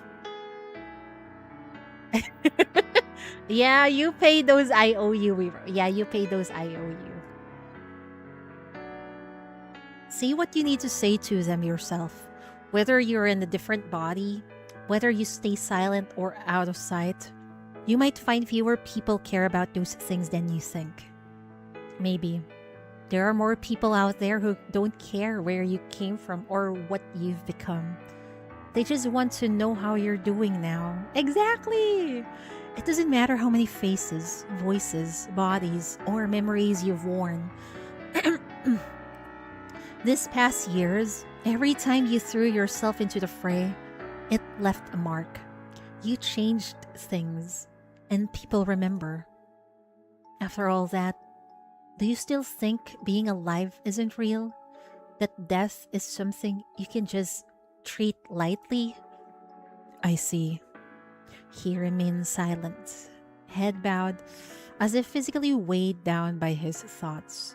Time stretches before he finally answers, his voice soft. I don't have an answer. Not yet. Maybe we can talk about it next time. Next time? Every time you say that, you vanish at the first chance. Is that the plan again? He smiles awkwardly. Don't disappear on us. No. No, not this time. I really do want to think it over. After all, I've never looked at it this way before. He tilts his head back, gaze fixed on the ceiling as he searches for something true. But then the world intrudes.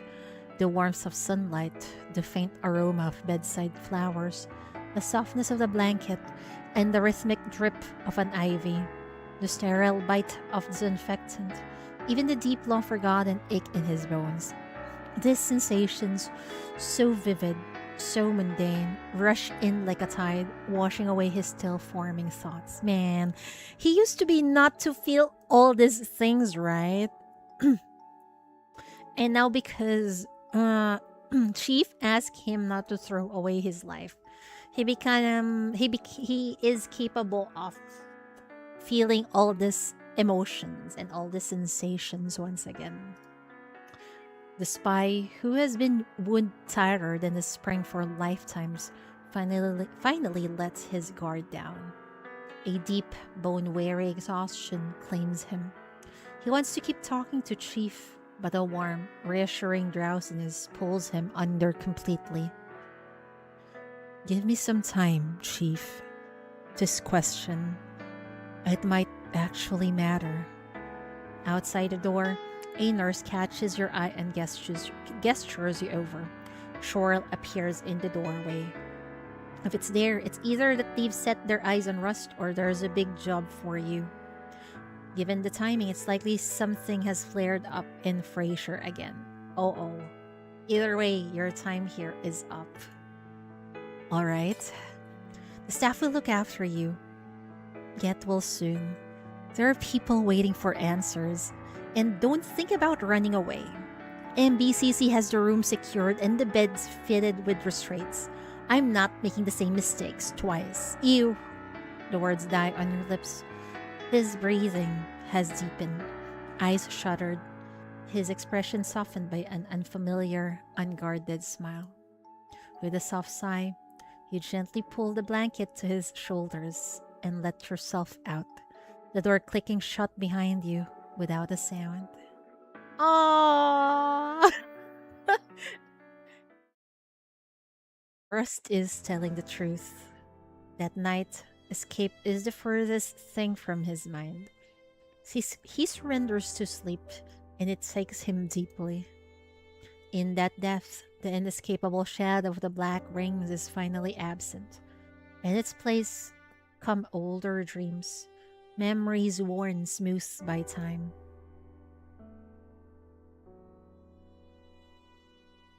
Oh no, he remembered his foster dad.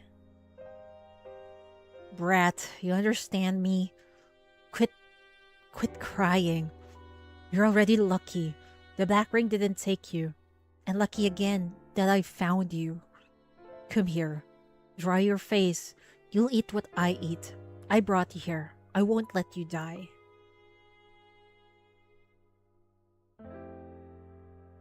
You want a name? Then I'll go ask the priest.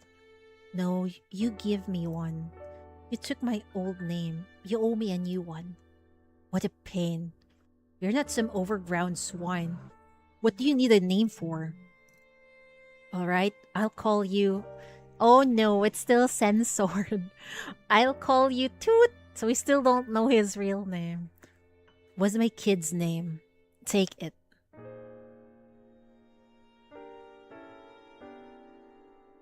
That name of yours is a mouthful, little outlander. Can't have everyone stumbling over it every time. How about the nickname? Makes things easier. Neighbors will remember it.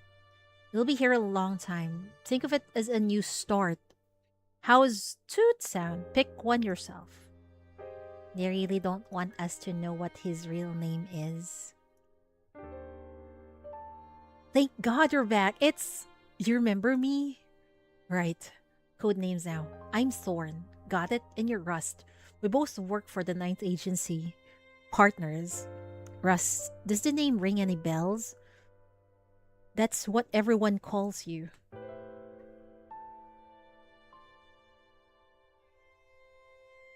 Honestly, just knowing he is alright is enough. He was a regular, you know. My old boss thought about him for 2 whole years, came up with new dishes he never got to try. If you see him, tell him to visit. I can at least try to cook a few of the old ones. His name is Toot. If you hear anything about him, good or bad, let us know. He'll always be a friend of Rustfire. At least these are good dreams. I want to know your real name. No matter where you go, how many times you die, what body you use, or what your mission is. You are my friend.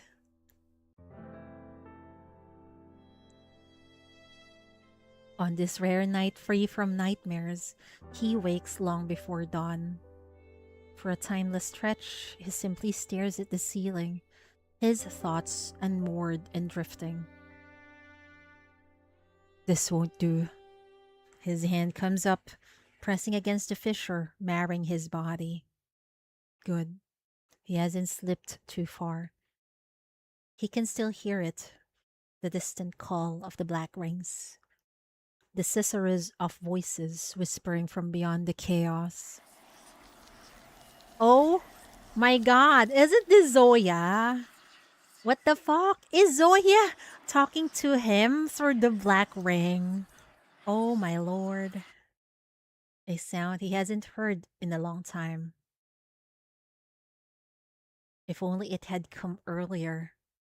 The shackles might have heard it too. A cruel twist of fate. Right on schedule. Time to get moving. Russ pushes himself up and retrieves a small concealed device. Only a select few official hospitals can handle a case like his. He had scouted each one long in advance, preparing for exactly this moment. Well, right on cue. Here comes his informant. What the fuck? They got spies inside the MVCC! Wild. Oh my god! It's freaking Zoya! Hey there, handsome. Want to settle your tab before skipping town? He turns. The assassin in white is already there, leaning against the door frame. No one saw her approach. With her preternatural speed, she slipped past every surveillance system once again, proving it a hollow joke, just like the Ninth Agency's house arrest. Bailing you out last week wasn't cheap. Doubling my fee this time sounds perfectly reasonable, don't you think? Need my help again? She got the same black and hot pink outfit the assassin had. By all means, the Ninth Agency is covering it. Name your price. Isn't she a scammer though? No, maybe Bai is actually quite capable. Your only concern should be whether you live long enough to spend it. No sweat. I'm quick on my feet. Even if that woman shows up, she won't catch me. But you? Didn't you say you'd wait for them and never run? What's with the sudden change of heart? Russ pauses, then smiles. I never run from the undergrounders. But now, there's someone far more intimidating. If he stays any longer, leaving may become unthinkable in every sense of the word. But that must wait. For now. Call it a tactical retreat.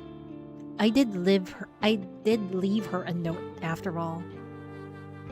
You really left us. Damn it. See, Chief looks pissed. Your drawer is open. The cameras are blind. That man used his last escape to case the place. This time getting back in was effortless. 5 hypercubes are missing from the count, and even had the nerve to leave a message on your desk. He also stole hypercubes. Dear Chief, a job came up on short notice that requires some traveling. Forgive me for not saying goodbye in person. My remaining time here must go towards settling other personal debts. And if I delay any longer, well, leaving might become difficult in more ways than one. So, my apologies. He took our stuff, yeah. He put a tab on the 9th agency and took our stuff. Great. So, my apologies. Please don't exhaust yourself using the shackles to track me down. I've copied the MBCC's contact information. Once I arrive, I'll be in touch. I've also borrowed a small sum for the trip. Oh my god. He also stole some money. I promise to repay it with interest. Along with that answer, I still owe you, Rust. Not only did he stole some hypercubes, he also stole money. Great. You crush the note in your fist, then flings it to the corner. He guessed you would react this way. Russ smiles, the expression tinged with reluctance, as he turns from you. And the fragile sense of life he'd briefly held. He steps into the sea black ring, letting its depths absorb him, returning to the inescapable road he must walk alone. What the fuck? What the fuck? They're heading to the sea black ring. Is that the final stage? Oh my lord. I believe it's like 5 to 7 days before the main story events. I think it's only like 2 days, if I remember correctly. But the promises he leaves behind, this time, he means it. No matter the body I wear, the debts I endure, or the years that slip by, I will repay every debt I owe you. That's kind of romantic of him, though he stole our stuff and left us again. Everyone walks their own paths.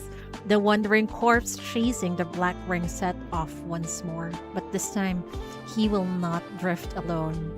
This time, he leaves behind an IOU, accepts a name, and carries with him a bond, a promise that he will return. You know what? I don't really mind if he owes us, because he said earlier, if you have a debt, especially a monetary kind of debt, then it holds more bond, right? That was an amazing interrogation, bro. Wow. Why do they put so much lore into interrogation? Anyway, bravo. That was amazing. Thank you guys for letting me, for pushing me to read through Russ's interrogation. It started on August 25th. I don't know what it is. It's actually, what is it? I think it's a few days now. That was a very good interrogation. Very good. Very pog.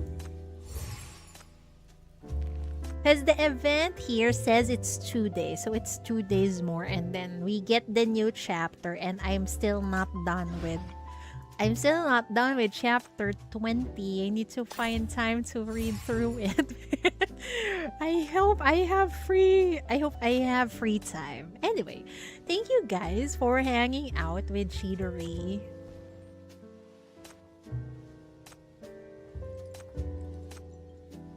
I hope you enjoyed your time.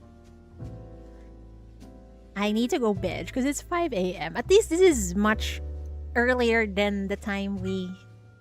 no, Jasmine's interrogation is just longer. Thank you for hanging out with me. I'll see you guys again. We'll read to chapter 20 before we proceed to the upcoming next chapter. See you soon, hopefully. Yes, we'll need to do the Nikkei Part 2 event. Project Matisse. We'll do that. Have a good rest. Thank you. Thank you so much for hanging out, folks. Good night. I need to go bed. My eyes hurt. Otsu Cheatery. Bye-bye.